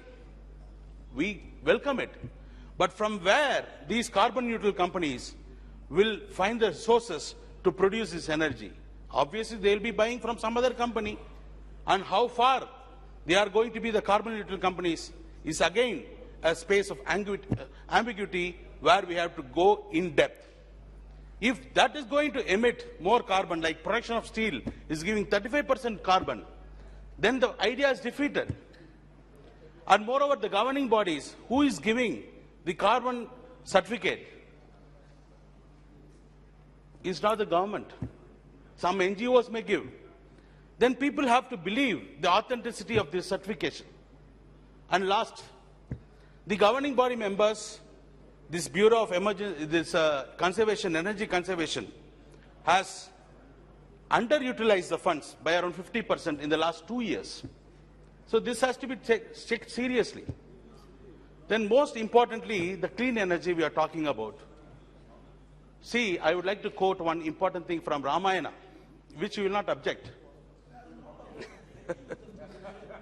In Ramayana, Rama was feeling very weak to defeat Ravana. So he went and prayed Aditya. Yato yuddha parishtantam. Samare sinte yashitam. Recited by Agastya Muni to Rama. Because you have to derive energy from solar, from sun, Ravi, Hari. See, when that is the case, this government has reduced the budget of giving Solar Energy Corporation, which is the only PSU run by the Ministry of New and Renewable Energy, from 1,800 crores last year to only 1,000 crores this year. Then where is the balance? What is the justification this government is going to give? You have to increase the solar energy, you have to increase the generation of solar power, but you are reducing the fund allocation. At the same time, subsidies by around 60% is being reduced by this government of the solar panels. And GST is increased from 5 to 12%. Where is the justification? And import duty for the solar panels to be imported is increased. I appreciate the government wants to domestic manufacturing company to be encouraged. We all appreciate. But this domestic manufacturing company has to import certain component from abroad. For them, this import duty is going to cost them very heavily. So these things has to be considered. Sir, Tata has invested on 311 billion. He is going to invest in phased manner to achieve the carbon neutral status. This two cars, the electric vehicle, is having almost 70% share. What is the government of India doing? Why they are not promoting these electric vehicles manufacturing by a government PSU? Why they are keeping quiet? Only these bills are passed to favor certain private companies. Ambani, see, this is a fact. They are contributing to the zero emission. I have no objection. He is going to invest around 78 billion. Adani is going to invest 70 billion. Seeing that Adani is going to invest in the zero energy, zero carbon emission status, the French company called Total Energy has invested around 20 billion. So 20% stake he has taken. See why these things are happening. Why cannot the government support a PSU, whereas Maharatnas, around 7 companies, have invested 11 times more on fossil fuel energy? Why they cannot invest on this green energy? So these things government has to provide. And so for all these things, I strongly object. The conservation, energy conservation is very important. Honorable Minister today is passing this bill without considering us. He may consider or he may pass because of the Mehmet majority. But the bill is on energy conservation. But on electricity bill, he has exhausted a lot of energy. So he has to conserve the energy in order to save our country. And please be brief. Very well spoken. Excellent. Sir, I, on behalf of my party, the Biju Janata Dal, rise to support the Energy Conservation Amendment Bill 2022, which seeks to enable provisions to make the use of clean energy, including green hydrogen, mandatory and to establish carbon markets, sir. This bill seeks to mandate use of non-fossil sources, including biomass and ethanol for energy, and feedstock, along with the use of green hydrogen and green ammonia. It also proposes to enhance the scope of Energy Conservation Building Code and bring large residential buildings within the ambit of energy conservation regime. It is important to note that the Energy Conservation Act 2001 was last amended in the year 2010 to address various new factors which had emerged over a period of time and to provide of more efficient and effective use of energy and its conservation. A need has thus arisen to further amend the Act to facilitate climate targets committed at COP26 summit, sir, promote renewable energy and development of domestic carbon market to battle climate change. Next, I would like to highlight the features of this bill and our observations, sir. One of the unique features of the proposed amendment is it introduces the concept of carbon trading, sir. Carbon credit trading is a fairly effective mechanism towards reducing carbon emissions, involvement of private players in sustainable climate change actions.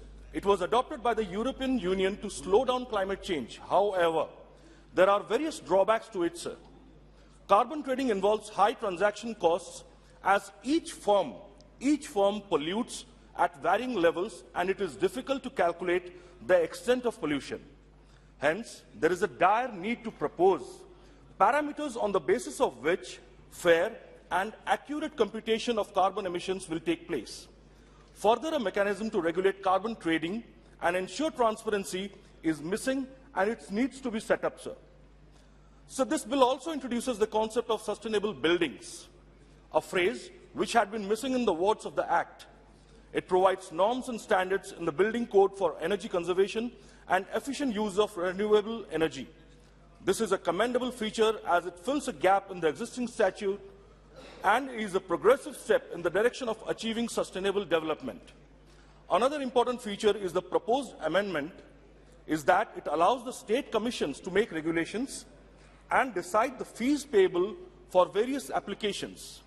The bill will also empower state governments, sir, to make rules regarding fees to be charged services by the designated agency for promoting efficient use of energy along with the preparation of the budget of the designated agency.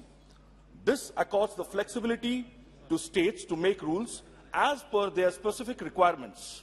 In conclusion, sir, I would like to state that promotion of renewable energy conservation as well as efficient use of energy and carbon credit trading are the need of the hour to achieve the sustainable development goals in line with the Paris Agreement.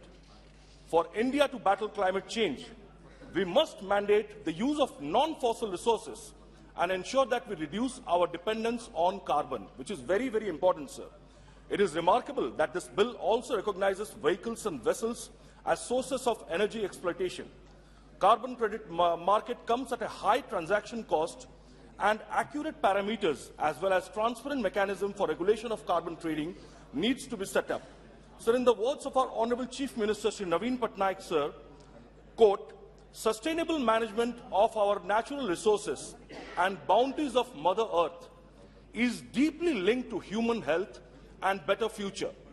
Let's all learn to live in harmony with nature and keep it healthy for future generation, unquote, sir. This push for carbon markets is especially essential as India aims to turn carbon neutral by 2070. We wholeheartedly support this bill, sir. Thank you. And at the same time, hope that the government looks into some of the concerns highlighted by us on behalf of our party, the Biju Janata Dal. Thank you, sir. Jai Hind, Vande Mataram. Thanks. To be brief, Shri N.K. Premchandran ji. Thank you very much, Mr. Chairman, sir, for giving me this opportunity. Sir, the Honorable Power Minister is one of the good learned friend of mine. But I am still in utter confusion whether to support or oppose the bill. We should not. Why? Because the bill is ambiguous, vague, unclear, and the intent of the legislation is not manifested in the bill. That is a basic reason by which I am in a confusion whether to support or oppose the bill. Why? I will explain, sir. So the basic and the most important matter ingredient to be followed in the legislative process is what is the intent of the bill? What is the aims and objectives of the bill by which it is to be achieved? Here it is quite unfortunate to note that the amendment proposal is not being manifested in the intent is not manifested in the bill. You see, sir, the original principle Energy Conservation Act of 2001, it was enacted to provide for the efficient use of energy and its conservation, for which a Bureau of Energy Efficiency is also established, and to enforce the measures of this efficient use of energy and its conservation. So none of us in this house will oppose the basic concept of efficient use of energy and its conservation. Nobody opposes it, and we fully support it because it is need of the hour, not for the present but for the future generation also. It is highly essential, so we fully support. And further, sir, it is our commitment in COP26 in Glasgow conference of parties COP26, that is the Panchamrit, the 5 important elements which the government of India has committed in that conference, 5 principles. So by this amendment, as per the statement of objects and reasons, the government intends to 1. Facilitate the achievement of Panchamrit, 5 elements committed in Glasgow.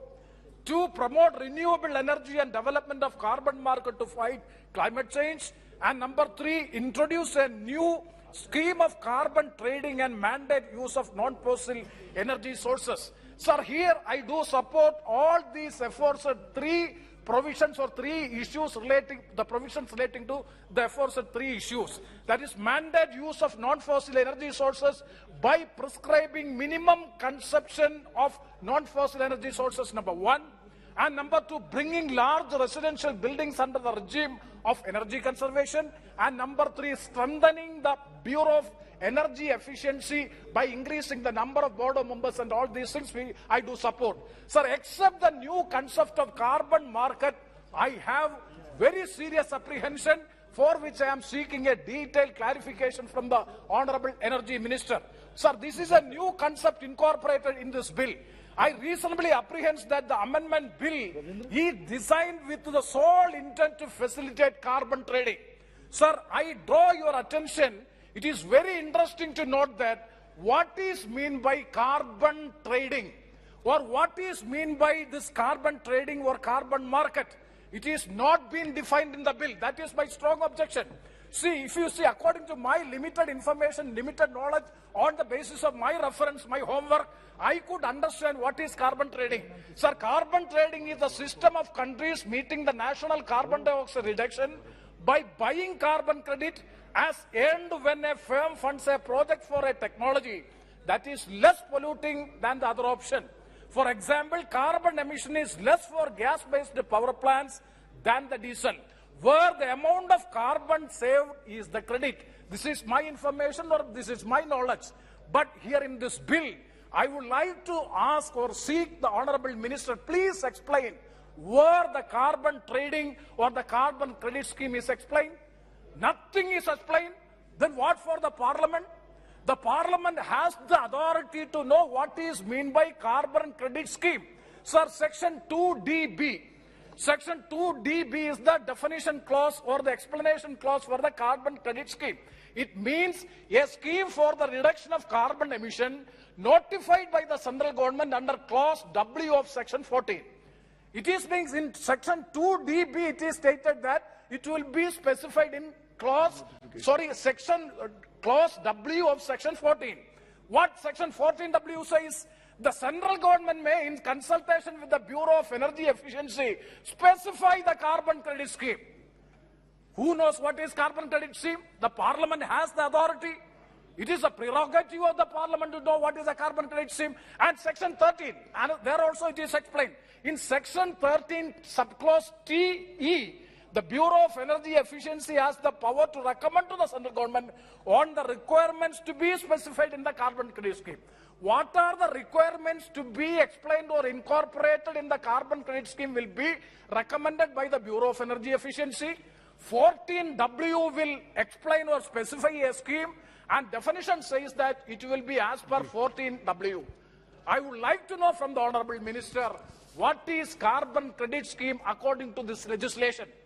According to this legislation, there is no specific clear-cut definition as far as the carbon credit scheme is concerned. Sir, I will convey within two suggestions. That means, that means you are putting the parliament in darkness, for which some ulterior motives I apprehend. Only my apprehension, some ulterior motives are there.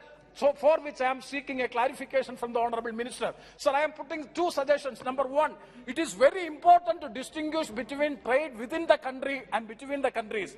Sir, I caution the government not to lose our control. Not to lose our control over the forests to corporates in the name of carbon trading. Sir, number two, further I urge upon the government of India should use the UN forums to argue for the carbon reduction, and please remove the shortcuts like carbon trading. Sir, because climate change is a very serious issue, to resolve this, the world requires actual reduction in carbon emission. Sir, 2 sentences. The carbon emitters may avoid actual reduction in carbon emission in the name of carbon trading. That will further worsen the climate change. So, subject to the strong reservation in carbon trading, I support other provisions of the bill, and I am seeking a crystal clear clarification from the Honorable Minister regarding this aspect. With these words, I conclude. Thank you very much, sir, for giving me this much of time. जरा संक्षेप में गौरव जी। पूरा sir, क्योंकि हमारे पिछले जो वक्ता थे कार्बन मार्केट, कार्बन ट्रेडिंग पे उन्होंने काफी बात रखी, तो वही मैं कुछ सुझाव आपके द्वारा सरकार को देना चाहूंगा। और ये सच है कि इसको लेके बहुत सी हमारी डाउट्स है, कंसर्न्स है, तो शायद बेहतर होगा कि सरकार इस बिल को आने वाले समय में स्टैंडिंग कमेटी में रेफर करे, ताकि कार्बन मार्केट, कार्बन ट्रेडिंग हम अच्छी तरह से किस प्रकार से भारत में लागू कर पाए, उसके प्रति हमारी विचार विमर्श स्टेक होल्डर्स के साथ हो। तो सबसे पहले मेरी सरकार से ये गुजारिश रहेगी कि जब वो ये एमिशंस ट्रेडिंग की बात करते हैं, तो सरकार लेजिस्लेशन के द्वारा एमिशंस पर एक कैप बनाए, एक हार्ड कैप इंट्रोड्यूस करे, तो ताकि हाई एमिशन जो एंटिटीज है उनको पता चल जाए कि कौन से कैप तक वो एमिट कर सकते हैं और किसके बाद वो कार्बन ट्रेडिंग कर सकते हैं। और मैं चाहता हूं कि अगर हम चाहते हैं कि वास्तविक में इंडस्ट्री इस कार्बन ट्रेडिंग मैकेनिज्म को अपनाए, तो इंडस्ट्री को हमें पहले से ही बताना पड़ेगा कि ये हमारा हार्ड कैप क्या होना चाहिए ग्रीन हाउस एमिशंस के लिए। और ये emissions trading even though sir कहीं ना कहीं दुनिया में कहीं ये सफल हुआ है, कहीं ये विफल हुआ है, इसमें हमको जोर देना है, क्योंकि ना सिर्फ इसमें क्लाइमेट चेंज जुड़ा हुआ है, इसमें वायु प्रदूषण भी जुड़ा हुआ है। दूसरी बात यह है कि जो कंपनीज जो वास्तविक में कार्बन ट्रेडिंग अच्छी तरीके से कर सकते हैं, तो उनको हमें इंसेंटिव देना चाहिए, और जो लोग नहीं कर पा रहे, जो कंपनीज नहीं कर पा रहे, इसमें वो चोरी कर रहे हैं, तो उनके लिए भी आप स्ट्रिक्ट पेनल्टी आप लाइए इस लेजिस्लेशन में, जो आज वर्तमान इस लेजिस्लेशन में नहीं है। तीसरी बात, एक और चीज जो हमने कार्बन ट्रेडिंग को साथ देखा हुआ है, खासकर की पावर जनरेशन में, तो पश्चिमी देशों में क्या हुआ है कि वहां पे जब भी कार्बन ट्रेडिंग या किसी प्रकार के नए पॉलिसी से कंपनी पर extra burden, extra compliance burden आता है, तो वो पूरा का पूरा बर्डन ग्राहकों को देते हैं। तो ऐसा बहुत हुआ है कि companies they want the power sector transverse the burden of these emissions trading to the consumer, और कहीं ना कहीं इसलिए हमें डर उस सुबह के इलेक्ट्रिसिटी बिल के साथ भी है कि अगर आप पूरा प्राइवेटाइज करेंगे तो हम अपने गरीब को आने वाले समय में अगर कोई निजी कंपनी बहुत ज्यादा टैरिफ बढ़ा दे तो हम गरीब और किसानों को कैसे बचा के रखेंगे। चौथा जो हमारा ये सुझाव सरकार की तरफ से ये है कि आपको रेवेन्यू मिल सकता है एमिशंस ट्रेडिंग के साथ, आपको बहुत अच्छा रेवेन्यू आपको मिलने का ये है, लेकिन इस रेवेन्यू को लेकर आप कहां जाएंगे? इस रेवेन्यू को लेकर सिर्फ आप अपने स्टेट फिस्कल या जो आपका फिस्कल हेल्थ है उसको ठीक कर सकते हैं, लेकिन वास्तविक में आज आप जो सबसे ज्यादा गरीब है, कृषक है, उनको मदद कर सकते हैं। उनको जो एनर्जी कॉस्ट आज दुनिया में बढ़ गया है, आज सबके अगर आप गांव में जाएं, क्षेत्र में जाएं तो सब बोल रहे हैं कि आज इलेक्ट्रिसिटी बिल बढ़ रहा है, आज पैसे देना है।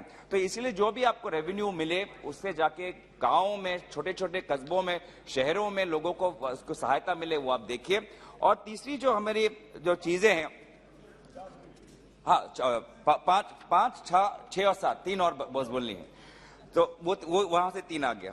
तीन जो आखिरी के जो 3 पॉइंट है कि सबसे पहले ये तो आपने रिडक्शन पावर जनरेशन की बात कर दी कि ये हमारी पावर रिन्यूएबल्स आएंगे, ये विंड्स आएंगे, ये सोलर्स आएंगे, पर हाइड्रो पावर्स आएंगे, लेकिन ग्रिड का क्या होगा?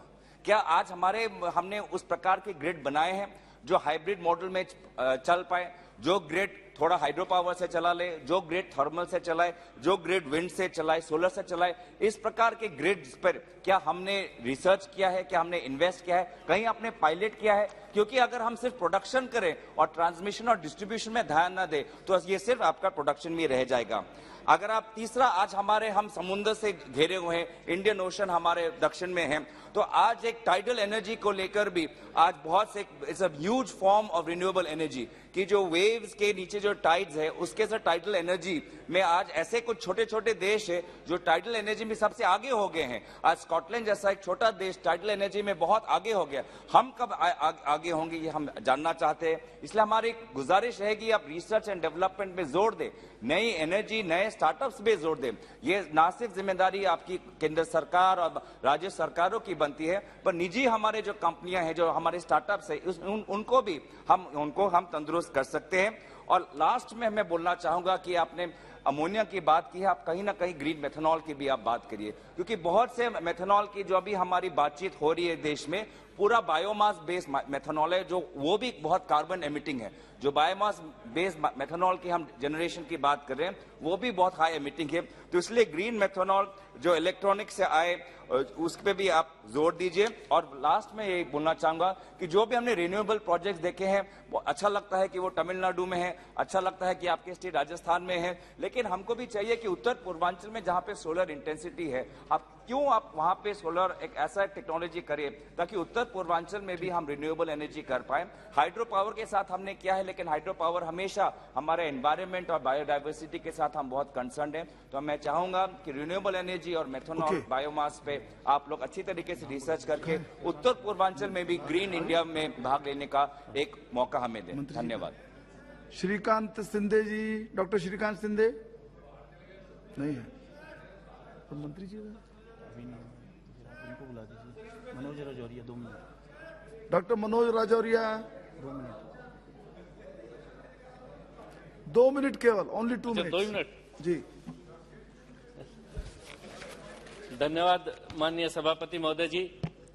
मैं आज एनर्जी कंजर्वेशन अमेंडमेंट बिल 2022 के समर्थन में खड़ा हुआ हूं। मैं धन्यवाद देता हूं हमारे प्रधानमंत्री जी को और हमारे ऊर्जा मंत्री जी को कि जिस तरीके से 2014 में आने के बाद में देश के प्रत्येक व्यक्ति को बिजली पहुंचाने का काम माननीय प्रधानमंत्री जी के नेतृत्व में देश में किया जा रहा है, उसी की एक कड़ी के रूप में ये विधेयक आज लोकसभा के अंदर लाया जा रहा है। माननीय महोदय जी, इस विधेयक के अंदर बहुत सारे ऐसे सुधार हैं जो देश को आज से 100 साल बाद में भी रिन्यूएबल एनर्जी के लिए किस तरीके से हम उपलब्ध करा सकते हैं उसको आगे लेके जाएगा। जो पेरिस का समझौता COP26 जो समझौता किया गया था, सस्टेनेबल डेवलपमेंट बिल का जो समझौता किया गया था, उसको भी प्राप्त करने में ये महत्वपूर्ण योगदान देगा। 1 नेशन 1 ग्रिड जो हमने बनाई है उसके माध्यम से, रिन्यूएबल एनर्जी के माध्यम से, ग्रीन एनर्जी के माध्यम से किस तरीके से देश रिन्यूएबल एनर्जी के स्रोतों को बढ़ाता जाएगा और जो फॉसिल एनर्जी है, जो पारंपरिक ऊर्जा के स्रोत है, जिससे कार्बन एमिशन बहुत ज्यादा होता है, उसको कैसे कम किया जाएगा, इसके क्षेत्र में ये बिल बहुत महत्वपूर्ण योगदान करेगा। माननीय सभापति महोदय जी, इसमें बहुत सारी चीजें, जैसे कार्बन मार्केट की बात हमारे कुछ मित्र कर रहे थे। एक किसी भी चीज की ऊर्जा का जब ग्रेडिंग की जाती है, आज शिक्षा के क्षेत्र में भी आपको नेक की ग्रेडिंग की जाती है, इसी प्रकार से जब ऊर्जा के क्षेत्र में जब कार्बन मार्केटिंग की जाएगी, उसका एक सर्टिफिकेशन होगा भारत सरकार या उसके किसी ऑथराइज एजेंसी के द्वारा। जब सर्टिफिकेट क्या दिया जाएगा, तो किसी संस्था को यह सर्टिफिकेट दिया जाएगा कि उसकी जो ऊर्जा उत्पादन शक्ति है उसमें रिन्यूएबल एनर्जी का कितना योगदान और फॉसिल एनर्जी का कितना योगदान है।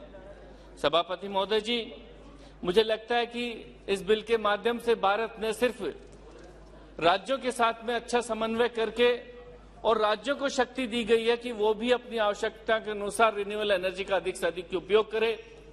मैं धन्यवाद देना चाहूंगा माननीय प्रधानमंत्री जी को और माननीय ऊर्जा मंत्री जी को कि जिस तरीके से इन्होंने भारत सरकार को ये कानून जो लेके आए हैं, इस कानून के माध्यम से देश की ऊर्जा की आवश्यकताओं को, रिन्यूएबल एनर्जी की आवश्यकताओं को अगले 100 वर्ष में पूरा करके न सिर्फ प्रत्येक भारतीय व्यक्ति के घर तक पहुंचाने का काम किया है, बल्कि दुनिया में भारत का नाम और भारत की लीडरशिप किस तरीके से स्थापित की जाए, प्रत्येक व्यक्ति के घर में रोशनी की जाए, उस रोशनी को स्थापना करने का काम इस बिल के द्वारा किया जाएगा। माननीय महोदय जी, रिन्यूएबल एनर्जी के माध्यम से इतना बड़ा काम इस देश में किया जा रहा है कि पिछले, मैं सिर्फ 8 साल की भी बात करूं तो 2014 से अब तक लेकर माननीय प्रधानमंत्री जी के नेतृत्व में जिस तरीके से विद्युत सुधार के काम किए गए हैं, मैं सिर्फ उनका नाम आपको लेना चाहूंगा मंत्री जी। अगर उन सुधारों की, जन कल्याणकारी विद्युत के क्षेत्र में जन कल्याणकारी नीतियों की मैं चर्चा करूंगा तो मुझे लगता है कि घंटों घंटों कम पड़ जाएंगे, लेकिन आप मुझे 2 मिनट का समय दीजिए। सिर्फ नाम बताना चाहूंगा कि 2014 के बाद में जिस तरीके से दीनदयाल उपाध्याय ग्राम ज्योति योजना लाई गई और दीनदयाल ग्राम ज्योति योजना के माध्यम से नए सब स्टेशन इस देश में 83 लागे, संवर्धन के 284 का किया गया, ट्रांसमिशन की स्थापना की गई है। ऐसे ही माननीय सभापति महोदय जी, एकीकृत विद्युत विकास योजना लाई गई है, सौभाग्य योजना लाई गई है, जिसमें कि हर घर के अंदर बिजली पहुंचाने का काम किया गया, स्मार्ट मीटरिंग का काम किया गया है। आज स्मार्ट मीटर के माध्यम से देश में 19 लाख से ज्यादा स्मार्ट मीटरों का जो स्थापना की जा चुकी है।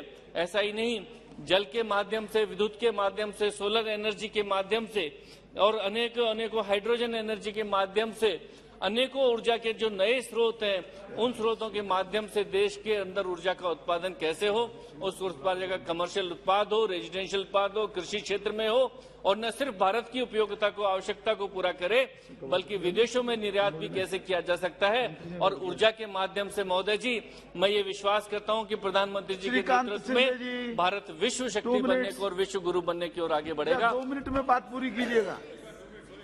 Thank you. धन्यवाद सभापति महोदय कि आपने मुझे इस बिल पर बोलने का अवसर दिया। बेंजामिन फ्रैंकलिन ने कहा था कि when the well is dry we know the worth of water. उनकी कही हुई बात आज सबसे ज्यादा प्रासंगिक है, क्योंकि आज जलवायु परिवर्तन पूरे देश में एक चर्चा का विषय है और इसका सबसे प्रमुख कारण फॉसिल फ्यूल का इस्तेमाल है। हमारे प्रधानमंत्री ने ग्लासगो समिट में भारत का पक्ष रखा, जिसके अंतर्गत हमारे एमिशन टारगेट्स क्या होंगे, किस प्रकार हम रिन्यूएबल एनर्जी पर ध्यान केंद्रित करेंगे और कैसे भारत जलवायु परिवर्तन के विषय पर एक अग्रणी भूमिका में रहेगा।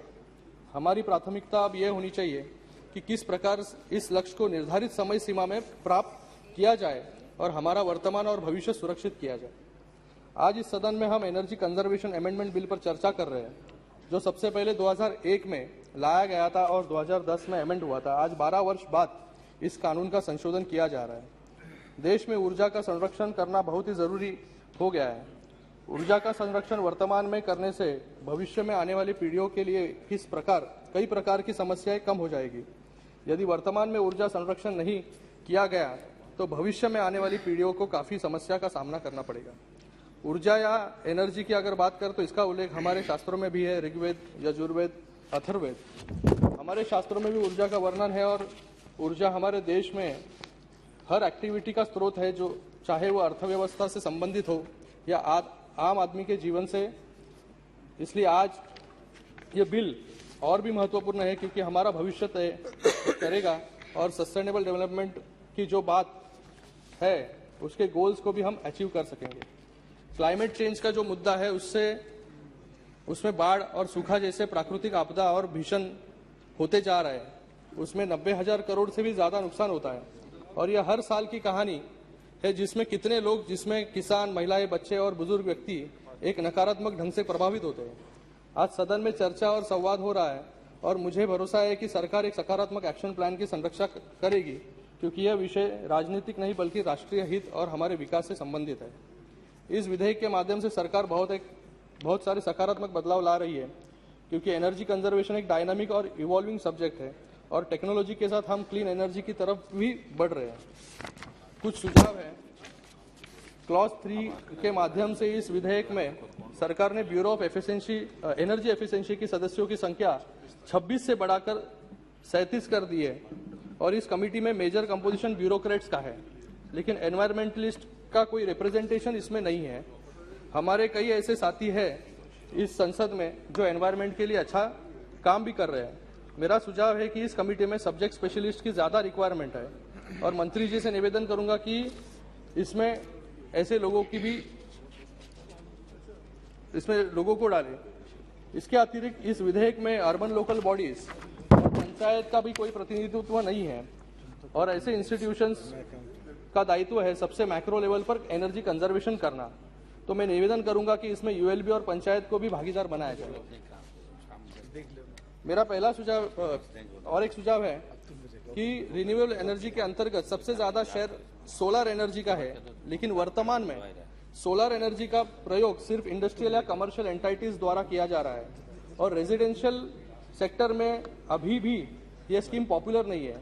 इसका प्रमुख कारण है कि रेजिडेंशियल एरियाज में सोलर प्लांट या रूफटॉप ग्रिड लगाने के लिए किसी भी प्रकार का इंसेंटिव नहीं दिया जाता है और जिस प्रकार आज इस बिल के माध्यम से आप ऑफिस बिल्डिंग्स और रेजिडेंशियल एरियाज को एनर्जी कंजर्वेशन कोड के अंतर्गत ला रहे हैं, वैसे ही रेजिडेंशियल सोलर सब्सिडी या इंसेंटिव के लिए भी सरकार कोई योजना लाए। मेरा और एक सुझाव है कि सरकार द्वारा 50 में से सिर्फ 39 सोलर प्लांट्स को स्वीकृति दी गई है और उसमें से सिर्फ 8 पार्क्स का काम पूरा किया जा सका है और 6 पार्क्स ऐसे हैं कि जिनका पार्शियल कंप्लीशन हुआ है। हमारा लक्ष्य था कि 40 गीगावाट्स का जो अभी भी लक्ष्य हमारा पूरा नहीं हो पाया है। मैं मंत्री जी से निवेदन करूंगा इस मिशन मोड पे पूरा किया जाए। सोलर प्लांट्स लगाने के सबसे बड़ा इशू जमीन की उपलब्धता है और इसके लिए सरकार को पीएसयू के सरप्लस लैंड को यूटिलाइज करने की योजना बनानी चाहिए और इसके अतिरिक्त जैसे Cochin airport fully solar power plant पर चल रहे हैं, वैसे ही अन्य एयरपोर्ट्स, बस स्टैंड्स, रेलवे स्टेशन को भी सोलर प्लांट्स पर चलाने की योजना बनाने की आवश्यकता है। इसके अतिरिक्त हमारा फोकस अभी तक सिर्फ स्टैटिक सोलर प्लांट्स पर है। अब हमें floating solar plants, power plants पर ध्यान देने की आवश्यकता है और विश्व का सबसे बड़ा solar power plant Madhya Pradesh के खांडवा में नर्मदा नदी पर बनाया जा रहा है। मेरा सुझाव है कि देश के अन्य राज्यों में भी नदियों पर ऐसी सोलर पावर प्लांट्स लगाने की आवश्यकता है क्योंकि यह न सिर्फ एनर्जी जनरेट करेगी पर इसका एक टूरिस्ट डेस्टिनेशन की तरह भी विकसित हम कर सकते हैं। जी, अगला है हाइब्रिड मॉडल। मेरा अगला सुझाव है कि हमें अब hybrid model of renewable energy पर ध्यान केंद्रित करने की आवश्यकता है। सरकार ने सोलर विंड हाइब्रिड प्रोजेक्ट की एक योजना बनाई है, लेकिन अब आवश्यकता है कि हम सोलर के साथ अन्य रिन्यूएबल एनर्जी सोर्सेज को भी हाइब्रिड मॉडल पर शुरू किया जाए। जैसे वेस्ट अफ्रीका में नॉर्वे सरकार ने एक सोलर हाइड्रो हाइब्रिड प्रोजेक्ट बना रही है। घाना में वेस्ट अफ्रीका में 400 मेगावाट्स के हाइड्रो सोलर प्लांट्स का निर्माण कर रहे हैं और उसी तरह से मुझे लगता है कि कल मिथुन जी ने एक उदाहरण दिया कि तेलंगाना में एक आंध्रा में सोलर हाइड्रो पावर प्लांट। तो मुझे लगता है कि दिन के वक्त में सोलर प्लांट काम करेगा और रात के वक्त में ग्रेविटी के माध्यम से इलेक्ट्रिसिटी जनरेशन होगा। तो ये एक अच्छा मॉडल है जो हर पूरे देश में रेप्लिकेट करना बहुत जरूरी है। फिर उसी के साथ में नाउ प्लीज खत्म करो सर। हम स्मार्ट मीटर्स तो लगाते हैं, लेकिन स्मार्ट मीटर्स जो हम लगा रहे हैं सब जगह पर, खाली वहां पर रीडिंग्स की अनुमान हमें मिलता है। हमें यह अनुमान मिलता नहीं है कि कौन सा अप्लायंस कितना एनर्जी खा रहा है। कितना एनर्जी ज्यादा कंज्यूम कर रहा है। तो स्मार्ट मीटर सिर्फ एनर्जी रीडिंग के लिए नहीं, पहले वो जो मीटर थे पुराने उसको खाली चेंज करके डिजिटाइज किया गया और उसको स्मार्ट मीटर कहा गया। तो अगर मुझे लगता है कि आने वाले समय में जैसे बाहर के देशों में है कि कौन सा अप्लायंस कितना एनर्जी कंज्यूम कर रहा है, तो एनर्जी सेविंग के लिए हम प्रयत्न कर सकते हैं और एनर्जी कम यूटिलाइज हो सकता है। सर खत्म, last point, international best practices bringing in learning outcomes from other countries on energy efficiency measures could be relevant to maximize the gains from energy efficiency. For example, Japan has developed a carbon reduction reporting system for small and medium enterprises, which involves both mandatory and voluntary reporting to the Tokyo municipal government. Based on these inputs, the Tokyo municipal government then educates the SMEs about EE strategies to gear them in a desirable direction. In Curitiba, Brazil, an improved public transportation system has led to one of the lowest per capita gasoline consumption in Brazil despite the second highest car ownership rate. तो इन सुझावों के साथ मैं अपनी बात समाप्त करता हूँ और ये बहुत अच्छा विधेयक है कि मैं इसको माननीय मंत्री जी कुछ सुधारों की भी आवश्यकता है। मैं उम्मीद करता हूँ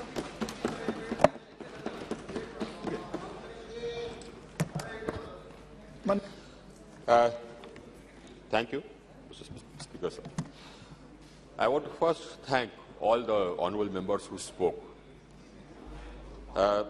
जगदम्बिका पाल जी, महुआ मैत्रा जी, जयदेव गल्ला जी, निधुन रेड्डी जी, संतोष कुमार जी, गिरीश चंद्र जी, रंजीत रेड्डी जी, अधीर रंजन चौधरी जी, सुप्रिया सुले जी, राजीव प्रताप रूडी जी, के नवाज जी, हसन मसूदी जी, GS पौन जी, Vishnu Prasad ji, Anubhav Mohanty ji, NK Premachandran ji, Gaurav Gogoi ji, Manoj Rajoria ji, Shinde ji.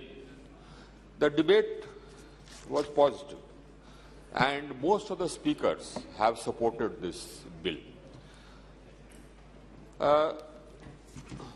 Mr. Speaker, sir, in the power sector, Honourable Speaker, sir, in the power sector, there are many things which we can be proud of as a country.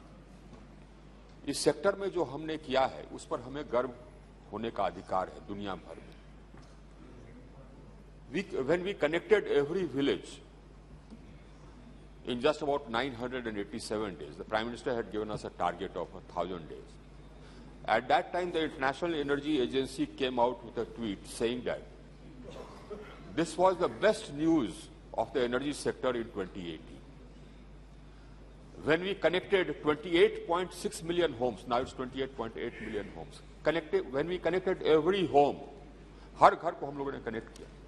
And the direction still stands कि अगर कोई घर छूटा हुआ है तो उसको भी कनेक्ट कर देना है. We'll connect if any house is left out, that also has to be connected. When we connected every home, when we connected 28 million homes in just about 18-19 months, I mean, the International Agency said that this was the largest expansion of access in the shortest time frame ever in the history of the power sector. We've done this as a country. I mean, in one stroke, we connected every village, every home. We converted our country from power deficit to power surplus. I mean, today we have about 400,000 megawatts installed capacity. We connected the whole country to one grid, converting our grid into the largest grid in the world. These are things to be proud of. And we also can be proud of, and this is not me saying, all the countries say we can be proud of our record in energy transition, in the installation of renewable energy capacities. We can be proud of it as a country. Our per capita emissions are 1/3, are the lowest in the world, Mr. Speaker, sir. Our per capita emissions are the lowest in the world. Despite that, we have emerged as the only large economy and only G20 country whose energy transition actions are consonant with a sub-2-degree rise in global temperature. हमारा per capita emission दुनिया में सबसे कम, लेकिन ये energy transition में और emissions कम करने का जो टारगेट है उसमें हम दुनिया के लीडर में इमर्ज किए. अभी कैपेसिटी की, रिन्यूएबल एनर्जी कैपेसिटी की बात हो रही थी. अध्यक्ष महोदय, हमारी आज हम लोगों ने, जैसे कि हमने पिछली बार भी कहा था, हम लोगों ने आज अपनी हमारी स्थापित क्षमता हो गई है नॉन फॉसिल फ्यूल की 1,67,000 मेगावाट और करीब 82,000 मेगावाट हमारा अंडर इंस्टॉलेशन। जिस गति से हमने रिन्यूएबल एनर्जी, ये नॉन फॉसिल हुआ, उसमें से न्यूक्लियर आप निकाल दें तो हमारी रिन्यूएबल एनर्जी कैपेसिटी जो कि स्थापित है 1,61,000 मेगावाट और 72,000 मेगावाट हमारा अंडर इंस्टॉलेशन है। तो लोग कह रहे थे कि हम लोगों ने we had promised that by 2022 will establish 175 gigawatts of capacity, renewable energy capacity, and we have missed it. But this is the position, we have not missed the target. We are not only on the target, in fact, we are ahead of the target. We would have been much ahead of the target if the COVID had not intervened. Because remember, I'm talking about only renewable energy capacity, I'm not adding nuclear. My renewable energy capacity is installed is 161 gigawatts and 72 gigawatts is under installation. We have had the fastest rate of growth of renewable energy capacity in the world, bar none. जिस गति से हमने renewable energy capacity अपने जोड़ा है, ये दुनिया में सबसे तेज गति है। ये हम नहीं कहते, the whole world says it. So we have, I mean, we as a country can be proud of it. One of our NDCs we've fulfilled 9 years in advance capacity. Now my capacity is more than 40%. My established non-fossil capacity is more than 40% of my total capacity. It's 41%. And just a minute, let me just, I've got it. Just hold. No, just hold on. Just एक बार फिर आपको बता दूं, मैं सभी मंत्रियों और सभी सदस्यों को कहता हूं, कोई भी माननीय सदस्य उठ भी जाए तो आप उनका जवाब मत दिया करो, मेरे बिना permission. Thank you, Mr. Speaker, sir. So, as I said, our rate of renewable energy capacity addition has been the fastest in the world. It's not me saying it. The whole world says it. We have emerged as the most attractive destination for investment in renewables. This is not me saying. This is the whole world saying it. And this is something which has happened by, shall we say, a consensus. Now, in many countries, you will find that there is not much of a consensus insofar as energy transition is concerned. Many developed countries, there is no consensus. In our country, there is a consensus. ये हमारे देश में सभी लोग, सभी राज्य इस बात पर सहमत हैं कि हाँ साहब, सो हमें रिन्यूएबल एनर्जी कैपेसिटी लगानी चाहिए, हमको एनर्जी ट्रांजिशन करना है, हमको अपने एमिशंस कम करना है। एक एनडीसी तो जैसे कि हमने कहा कि we achieve 9 years in advance. दूसरा एनडीसी हमने प्लेज किया था पेरिस में, ये 2 प्लेज किए थे। एक तो कि हम साहब सो 2030 तक अपना कैपेसिटी जो है पावर जनरेशन कैपेसिटी उसका 40% हम कर देंगे नॉन फॉसिल से, वो हमने 21 में कर दिया। दूसरा हमने कहा था कि हम अपने एमिशंस इंटेंसिटी को घटाएंगे as against 2005 levels by 33 to 35% by 2030। Already हमारा जो अचीवमेंट है इट्स नियरिंग 30, तो उसका भी हम बिफोर टाइम हम लोग अचीव कर देंगे। आइए सब लोगों के ये सहमति से हुआ। हमारी ये बात हो रही थी about missing targets. Missing targets, we are ahead of the target. Please be proud of it. The whole world understands this and accepts this. We are ahead of the target. Forget about missing targets. That is one thing which we have done. We can be proud of in the energy sector. Now, basically, people talked about the achievement of the Bureau of, and you know how the Bureau of Energy Efficiency has fallen short of its utilization of its budget. The purpose is not to not % spending the money. The purpose is that have you achieved what you have set out to achieve, and they have. As I said, हमारा जो emissions reduction हुआ है, that is because of the Bureau of Energy Efficiency. कैसे emissions reduction हुआ?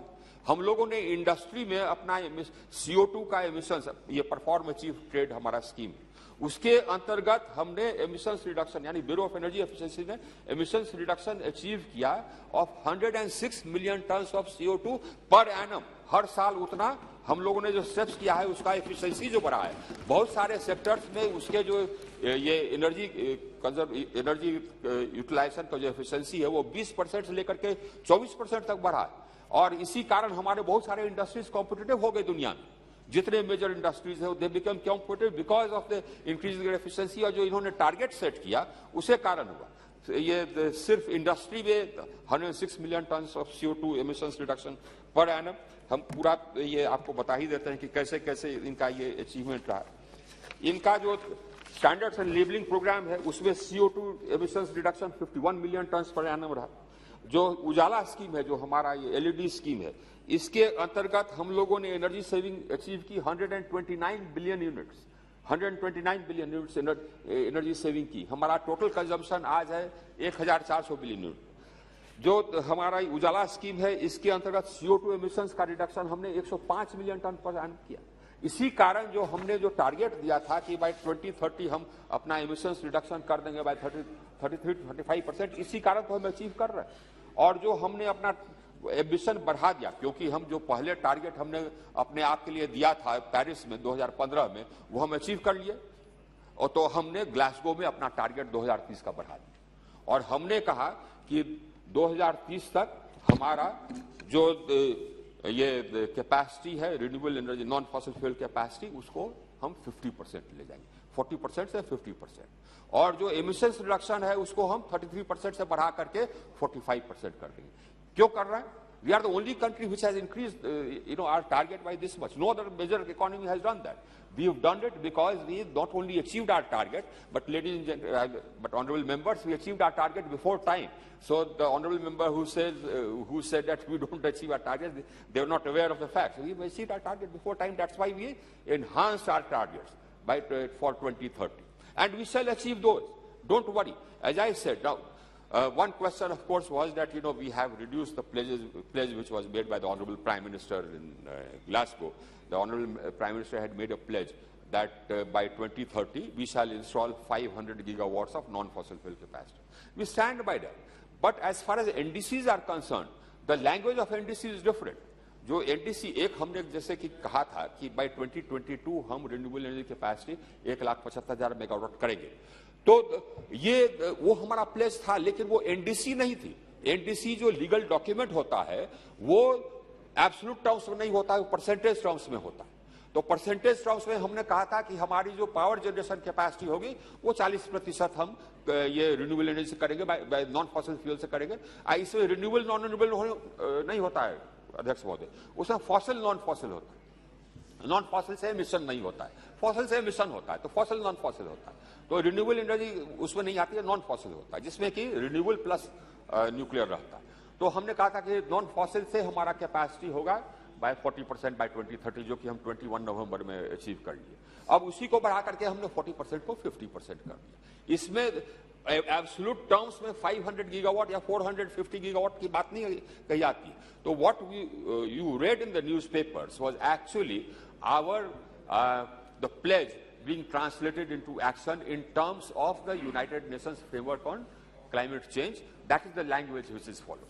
And similarly, the other language which is followed is emissions intensity, which we have again increased our ambition from 33% to 45%. So our progress in renewable energy, our progress in energy transition is something to be proud of. I am proud of it. Every Indian can be proud of it because we've done something which other major economies have not done. And despite the fact that our per capita emissions are the lowest in the world. Why did we do it? Why did we do it? Because we believe in it. And not only the government, I believe every Indian believes in the environment.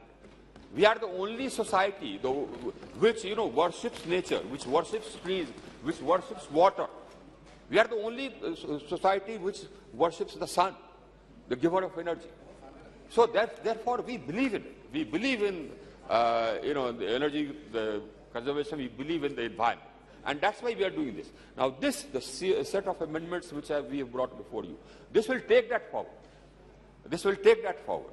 And the world is, as I said, Honourable Speaker, that the world is changing. Now, every country has realized that it is necessary to take action, otherwise this, global warming will damage our environment, irreversibly. And every country, therefore, is taking steps. Now, let's say that we had not brought this bill. You know what is going to happen? The European Union has already decided that they'll levy a carbon tax on, steel which is not green, on import of steel which is not green. So if we don't convert our industry will not be competitive. It will not be able to sell in the foreign markets. That's how the world is changing. They are going to put carbon tax on every product which we try to export. Or if we don't make those products green products. The future is going to be green products. That is one. The second, of course, is the fact that this is our golden opportunity to change from being a net importer of energy to being a net exporter of energy. Honorable Speaker, sir, we have all the advantages. We have one of the largest established renewable energy capacities in the world, and we have trained manpower, we have the land, we have the sun, so we can emerge as the global supplier for green hydrogen and green ammonia. Now that is going to be the future. And different countries, European countries as well, I mean the developed economies have already started tying up sources of green hydrogen and green ammonia. We are missing the bus. Now we can't afford to miss the bus this time. We missed the bus when the Industrial Revolution took place. This time we shall not miss the bus. We shall emerge as exporters of green hydrogen and green ammonia. I am happy that many of our industries we've already come out with a policy to sort of facilitate production of green hydrogen and green ammonia, and I'm happy that many industries have gone abroad and tied up for export of green hydrogen and green ammonia from our country to those countries which need it, like Japan, European Union, etc. Now that's what our objective is. Our objective is twofold. One objective is that we shall green our industry. That is one. That is for the environment, and that's also for removing our dependence on imported sources. For Honorable Speaker, sir, we import 9.1 million tons of urea. Why? Because we don't produce natural gas, so we have, and we also import ammonia, grey ammonia. We import natural gas, and then after that we make the ammonia from that to make fertilizer. Now we will sort of do away with our dependence on imports, and we shall make green ammonia here from the sun and our solar energy and wind energy. Similarly, whether in fertilizer, similarly in the refining, petroleum refining, or wherever we use feedstock, we are going to shift from imported feedstock to indigenous feedstock made from renewable energy. Now this is something which we are going to be world leaders in. This is the future, and we shall emerge as world leaders in. These amendments will facilitate that. That's why we have said, we have put an enabling provision in the amendments that we will prescribe the replacement of imported sources, fossil fuel sources, by renewable sources or non-fossil sources made in India. That's why we have provided for the carbon market. Now questions were raised about the carbon market. Now we already have a subspecies of a carbon market. Honorable Speaker, sir, we have already our industries, making sure that our industries become efficient. We've already started putting limits for energy efficiency, the specific energy consumption limits we put under the Energy Conservation Act. And if any industry achieves a higher efficiency than the limit which we put, we give him an energy saving certificate, which he can sell to other industries which also have a target, but which have not been managed to meet their efficiency, energy efficiency target. So they have to either buy this or pay a penalty. So we already have a species of a carbon market. For example, even in renewable energy, if an obligated entity puts more renewable energy or consumes more renewable energy than it's obligated to do, it gets a renewable energy certificate, which can be bought by other obligated entities which have an obligation to consume renewable energy but have not been able to meet that target. They can avoid paying a penalty by buying RECs. Now the carbon credit scheme will combine all these into one instrument. Now one more thing I would like to tell the House. Now these carbon credits are not going to be exported. No question. The carbon credits, and we are very conscious about it. I'll tell you why carbon credits are not going to be exported. Because we have made commitments in COP21, COP26, we have made commitments about our NDCs. Now till so long as we do not meet those commitments, we shall not allow any export of carbon credits. Those carbon credits will have to be bought by domestic industries, generated by domestic industries, bought by domestic industries. What that will do is, right now, and I'll explain the logic behind it. The logic behind it is this, that if a target is fixed on somebody to reduce its emissions or to reduce its carbon content, and it's not able to meet the target, let me just finish. And if it's not able to meet its target, then it has to pay a penalty. Now, but there has to, the system of penalties is there, but there also has to be a system for giving incentive. Suppose I not only meet the target, but I overachieve the target. What is the incentive? The incentive is that I will get carbon credits, which I can sell. So this incentivizes, in our country, this incentivizes energy transition. And the industries or obligated entities which are not able to meet their targets of reducing their carbon emissions, they will have to buy carbon credits or pay penalties. Now that is the construct. That is a construct which is already there. We are only combining it and making it clear. And all these, now, there was some discussion about the domestic, bringing residential buildings into the fold of, bringing residential buildings into the fold of this act. Honorable Speaker, sir, we are only bringing in large residential buildings. That means residential buildings which have a connected load of more than 100 kilowatts. A normal middle-class house would have a connected load of 3 kilowatts. I am talking about buildings which have which are larger than 35,000 to 40,000 square feet. Only those buildings will be mandated to become green buildings and sustainable buildings. Now that is again a part of our energy conservation and energy efficiency, and that is possible.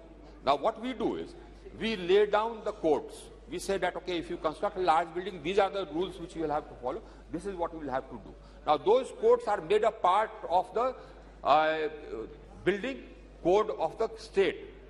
So the state absorbs it in its building bylaws, and it is implemented as a part of the building bylaws. So the states implement it.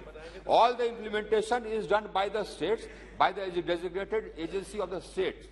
Now this bill also provides for providing finances and resources to the designated agencies of the state. That's what this bill does. So these are by and large, it has been welcomed by everybody. This is a bill for the future. And, Honorable Speaker, sir, I would recommend it to the House that this may be passed. प्रश्न ये है कि विधेयक पर विचार किया जाए, जो सदस्य इसके पक्ष में हाँ कहें, जो सदस्य विरोध में ना कहें। मेरे विचार में निर्णय हाँ वालों के पक्ष में, हाँ वालों के पक्ष में विधेयक पर विचार करने हेतु प्रस्ताव को स्वीकृत किया गया। अब सभा विधेयक पर खंडवार विचार करेगी।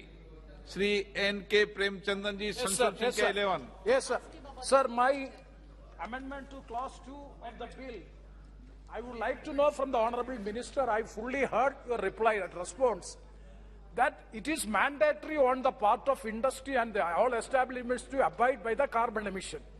One industry is not able to comply the direction. No, yeah, no more. So I am not, sir, one second. No, 2 पर बोलना आप, अभी 11 चल रहा है. Class 2 में I am moving the amendments, sir. I am moving the amendments and seeking a clarification. प्रश्न ये कि N.K. प्रेमचंदन द्वारा प्रस्तुत संशोधन संख्या 11 को स्वीकृत किया जाए। जो सदस्य के पक्ष में हाँ कहें, जो सदस्य विरोध में ना कहें।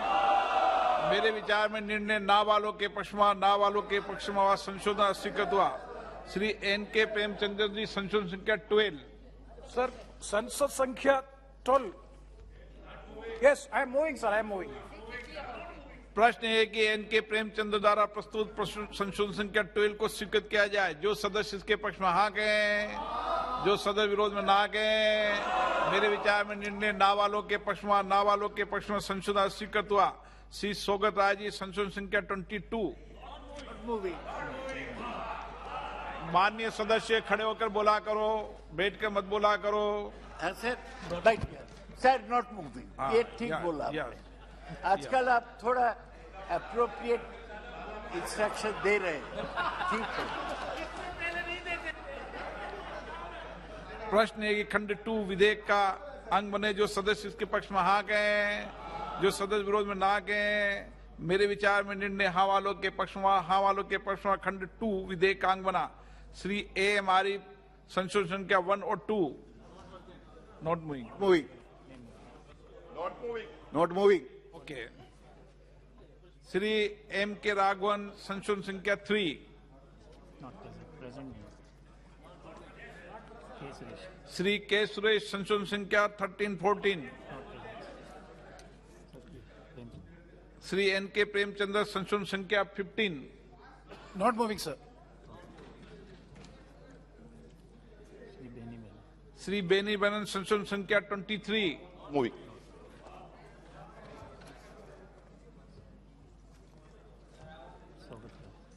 श्री सोगत राय जी संशोधन संख्या 24 से 27। Sir moving in page 3। प्रश्न है कि श्री सोगत राय द्वारा बोलने दीजिए, अमेंडमेंट तो मूव करे। Sir in page 3 for lines 33 to 36 substitute one expert in power sector and the principal secretary of the Ministry of Power, or if there is no principal secretary, the secretary in charge of Ministry of Power, and one official each from the power department of the major states, including West Bengal, to be appointed by the central government. As it is, he has formed a very omnibus and cluttered Bureau of Energy Efficiency. I think it should be less bureaucratic. प्रश्न है कि श्री सोगत राय द्वारा प्रस्तुत संशोधन संख्या 24 से 27 को स्वीकृत किया जाए। जो सदस्य इसके पक्ष में हाँ कहें, जो सदस्य विरोध में ना गए। मेरे विचार में निर्णय ना वालों के पक्ष में, ना वालों के पक्ष में संशोधन अस्वीकृत हुआ। प्रश्न है कि खंड 3 विधेयक का अंग बने। जो सदस्य इसके पक्ष में हाँ कहें, जो सदस्य विरोध में ना कहें। मेरे विचार में निर्णय हाँ वालों के पक्ष में, हाँ वालों के पक्ष में खंड 3 विधेयक का अंग बने। श्री एम के राघवन जी, श्री एन के प्रेमचंद्र जी संशोधन संख्या 16। Sir, census संख्या 16, Bureau of Energy Efficiency authorized any agency in the country, not outside the country. Let the companies be inside the country. Domestic companies may be authorized. Foreign companies have to be omitted. That is my amendment. Moving, sir. प्रश्न है कि Shri N के प्रेमचंद्र द्वारा प्रस्तुत संशोधन संख्या 16 को स्वीकृत किया जाए। जो सदस्य इसके पक्ष में हाँ गए, जो सदस्य विरोध में ना गए। मेरे विचार में निर्णय ना वालों के पक्ष में, ना वालों के पक्ष में संशोधन अस्वीकृत हुआ। प्रश्न है कि खंड 4 और 5 विधेयक का अंग बने। जो सदस्य इसके पक्ष में हाँ गए, जो सदस्य विरोध में ना गए। मेरे विचार में निर्णय हाँ वालों के पक्ष में, हाँ वालों के पक्ष में खंड 4 और 5 विधेयक का अंग बना। श्री एन के प्रेमचंद्र जी संशोधन संख्या 17 से 20। All the amendments are relating to extension of period. I am moving, sir.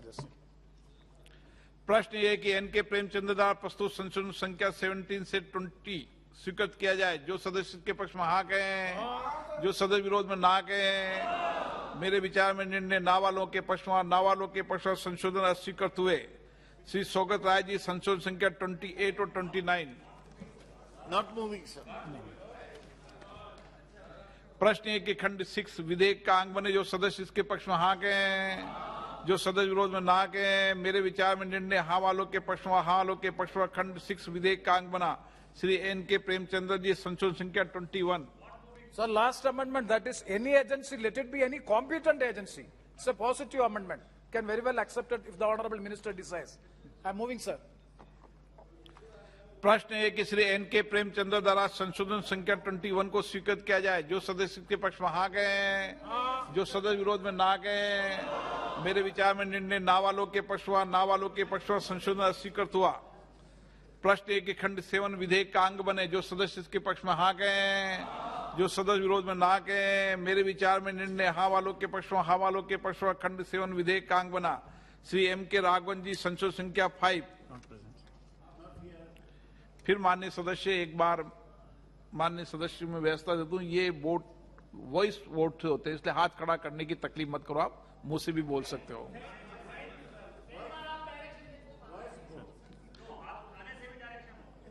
प्रश्न है कि 8 और 9 विधेयक का अंग बने। जो सदस्य के पक्ष में हाँ गए, जो सदस्य विरोध में ना गए। मेरे विचार में निर्णय हाँ वालों के पक्ष में, हाँ वालों के पक्ष में खंड 8 और 9 विधेयक का अंग बना। श्री एम के राघवन जी, श्री रितेश पांडे संशोधन संख्या 30। To move this amendment. In place, I'd like to add, after page 6, line 12, provided that the appropriate government shall financially support through its various program policies and subsidies, or by arranging a mechanism through which appropriate loans for individuals, communities, public buildings, residences, companies, commerce, industries, and agriculture units that intend to buy equipment or necessary infrastructure for using renewable energy for the purpose of personal consumption. प्रश्न है कि श्री रितेश पांडे द्वारा प्रस्तुत संशोधन संख्या 30 को स्वीकृत किया जाए। जो सदस्य इसके पक्ष में हाँ गए, जो सदस्य विरोध में ना गए। मेरे विचार में निर्णय नाबालोग के पक्ष में संशोधन स्वीकृत हुआ। प्रश्न ये कि खंड 10 विधेयक का अंग बने, जो सदस्य इसके पक्ष में हाँ कहें, जो सदस्य विरोध में ना कहें। मेरे विचार में निर्णय हाँ वालों के पक्ष में खंड 10 विधेयक का अंग बना। श्री एम के राघवन, श्री रितेश पांडे, संशोधन संख्या 31। Sir, I'd like to move this amendment, but quickly एक छोटा सा। ओके, नो, एक नो, प्रश्न मिनट है कि श्री रितेश पांडे द्वारा प्रस्तुत संशोधन संख्या 31 को स्वीकृत किया जाए। जो सदस्य इसके पक्ष में हाँ कहें, जो सदस्य विरोध में ना कहें। मेरे विचार में निर्णय नाबालोग के पक्ष में संशोधन स्वीकृत हुआ। प्रश्न एक खंड 11 विधेयक का अंग बने, जो सदस्य इसके पक्ष में हाँ कहें, जो सदस्य विरोध में ना कहें। मेरे विचार में निर्णय हाँ वालों के पक्ष में हुआ। हाँ वालों के पक्ष में खंड 11 विधेयक का अंग बना। श्री एम के राघवन। प्रश्न के खंड 12 से 18 विधेयक का अंग बने, जो सदस्य इसके पक्ष में हाँ कहें, जो सदस्य विरोध में ना कहें। मेरे विचार में निर्णय हाँ वालों के पक्ष में खंड 12 से 18 विधेयक का अंग बना। प्रश्न है कि खंड 1 अधिनियम सूत्र विधेयक का पूरा नाम विधेयक का अंग बने, जो सदस्य इसके पक्ष में हाँ कहें, जो सदस्य विरोध में ना कहें। मेरे विचार में निर्णय हाँ वालों के पक्ष में खंड 1 अधिनियम सूत्र और विधेयक का पूरा नाम विधेयक का अंग बने। मंत्री जी प्रस्ताव करें कि विधेयक को पारित किया जाए। So I beg to move that the bill be passed. प्रश्न है कि विधेयक को पारित किया जाए। जो सदस्य के पक्ष में हाँ कहें, जो सदस्य विरोध में ना कहें। मेरे विचार में निर्णय हाँ वालों के पक्ष में प्रस्ताव स्वीकृत और विधेयक पारित हुआ। आइटम नंबर 25 नई दिल्ली अंतर्राष्ट्रीय मध्यस्थम केंद्र संशोधन विधेयक 2022। माननीय मंत्री जी, मेरा सभी सदस्यों से आग्रह है कि अपने वक्तव्यों को संक्षिप्त करें। 5:15 पर मंत्री जी वक्तव्य देंगे और 5:30 बजे मैं अपनी बात को कहूंगा। Honorable Speaker, sir, I beg to move that the bill further to amend the New Delhi International Arbitration Center Amendment Bill 2022 as introduced in the Lok Sabha on 5th August 2022 be taken into consideration. कुछ बोलेंगे आप इस विषय पे? Sir, I am moving this amendment bill with the intention of having a world-class arbitration center in India. In 2009, we all are aware that we had passed the New Delhi International Arbitration Act, and after that, we had already established this said center on 13 Please, June the House be in order, please. 2022. Please. And in this regard, we have started the process of the appointment of chairperson. In the meantime, as the situation is dynamic and we see the situation globally, we felt that an amendment is very important to ensure that the objective of the act which we have passed is taken to its logical end. In the process, we are today making a very, very short amendment, and the proposal of today's amendment is, one, the name of New Delhi International Arbitration Center be changed to India International Arbitration Center, and two, enable the New Delhi International Arbitration Center to specify by regulations the manner of its discharge of various functions. So, sir, as the Honourable Speaker has given a very limited time, I would be responding to the queries and observations made by the Honourable members. So I would like to explain whatever is possible in detail while I respond to the debate of this discussion. I would like to request the Honourable member, this is a very, very specific bill with a specific objective to ensure that India becomes an international hub of arbitration. As the country is growing, we would like our business to grow, and in the process, the support and the views of all the honourable members are important. So, without any much objection, I expect that all the members would support this bill unanimously. Thank you, sir. Yes, thank you very much, ministers. Now, Sri Amar Singh to open the discussion. Thank you, sir. Be very brief. Be very brief. I will be very brief, sir.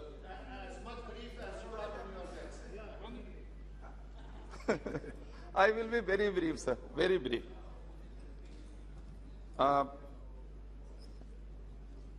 Chairman, sir, as Honorable Minister has explained, that there is amendment in the 2019 Act to change the name of New Delhi International Arbitration Center to India International Arbitration Center. The second is there is an amendment in the section 15, I think, that all the rules, the regulation would be framed how to run it. Now, arbitration is a very good alternative method of disposal of the cases or disputes, or you can say dispute resolution. It's a very good method. And it has been going on in this country since ancient times. I mean, before independence, British era, even before that, our panchayats, our elders, all used to do it. Britishers tried to bring law in 1889 and 1940. Then Government of India also brought one law in 1995. That was also establishment of International Center. And now in 19, this New Delhi International Arbitration Center. Sir, we all support arbitration center and alternative disposal of resolution of disputes between the parties. That principally it's a very good thing. But the question is, which I think has not been addressed in the amendment, we all know what has happened over the last 75 years, or even before that. Sir, you yourself, your government, formed the Shri Krishna committee. That committee gave the report. Before that, there were two Supreme Court very strong judgments in 1989 and 2009. Stages of are seriously hindering the growth of arbitration in India. That is a Supreme Court judgment. And this was 2009. Shri Krishna report also tells us the same thing, because we don't have statutory backup. There is lack of experts in the country. Generally, the arbitration tribunals don't stick to the cap on time for disposal of the cases. And various departments in Government of India and state governments, they appoint their own officers as arbitrators. That leads to litigation.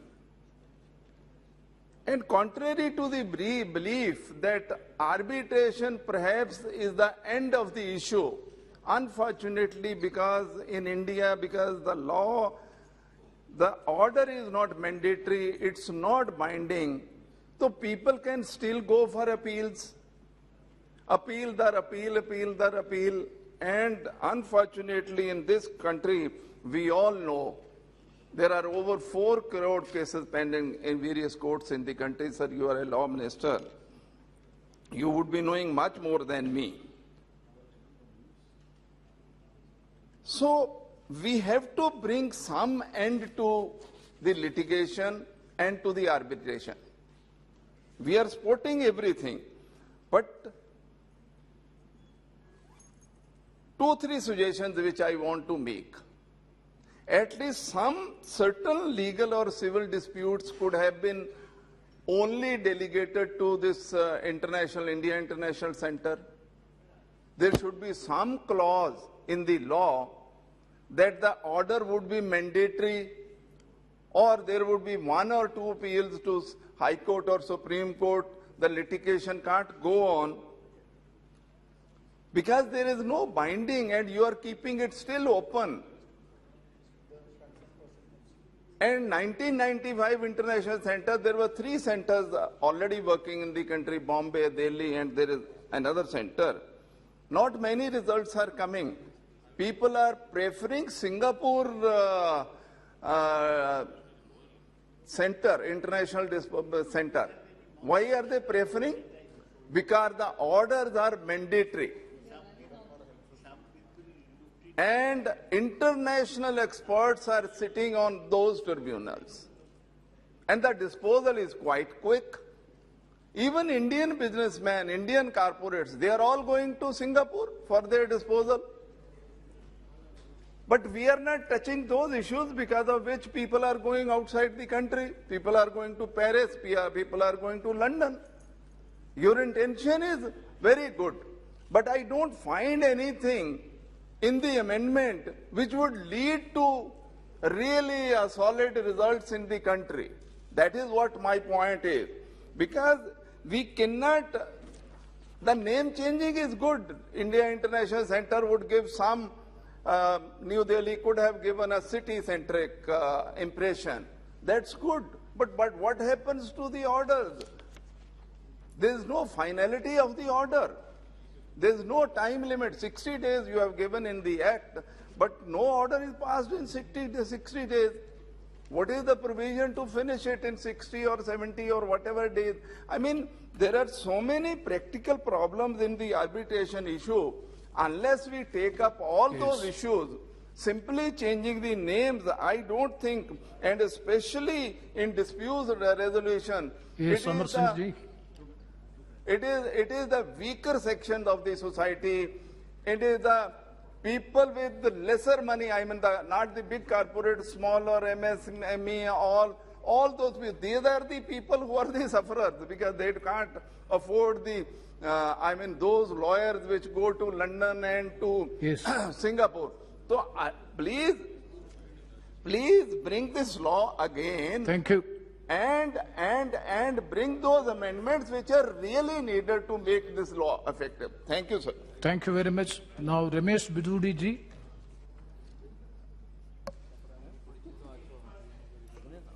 धन्यवाद sir. Please very brief. मैं बहुत brief बोलूंगा sir.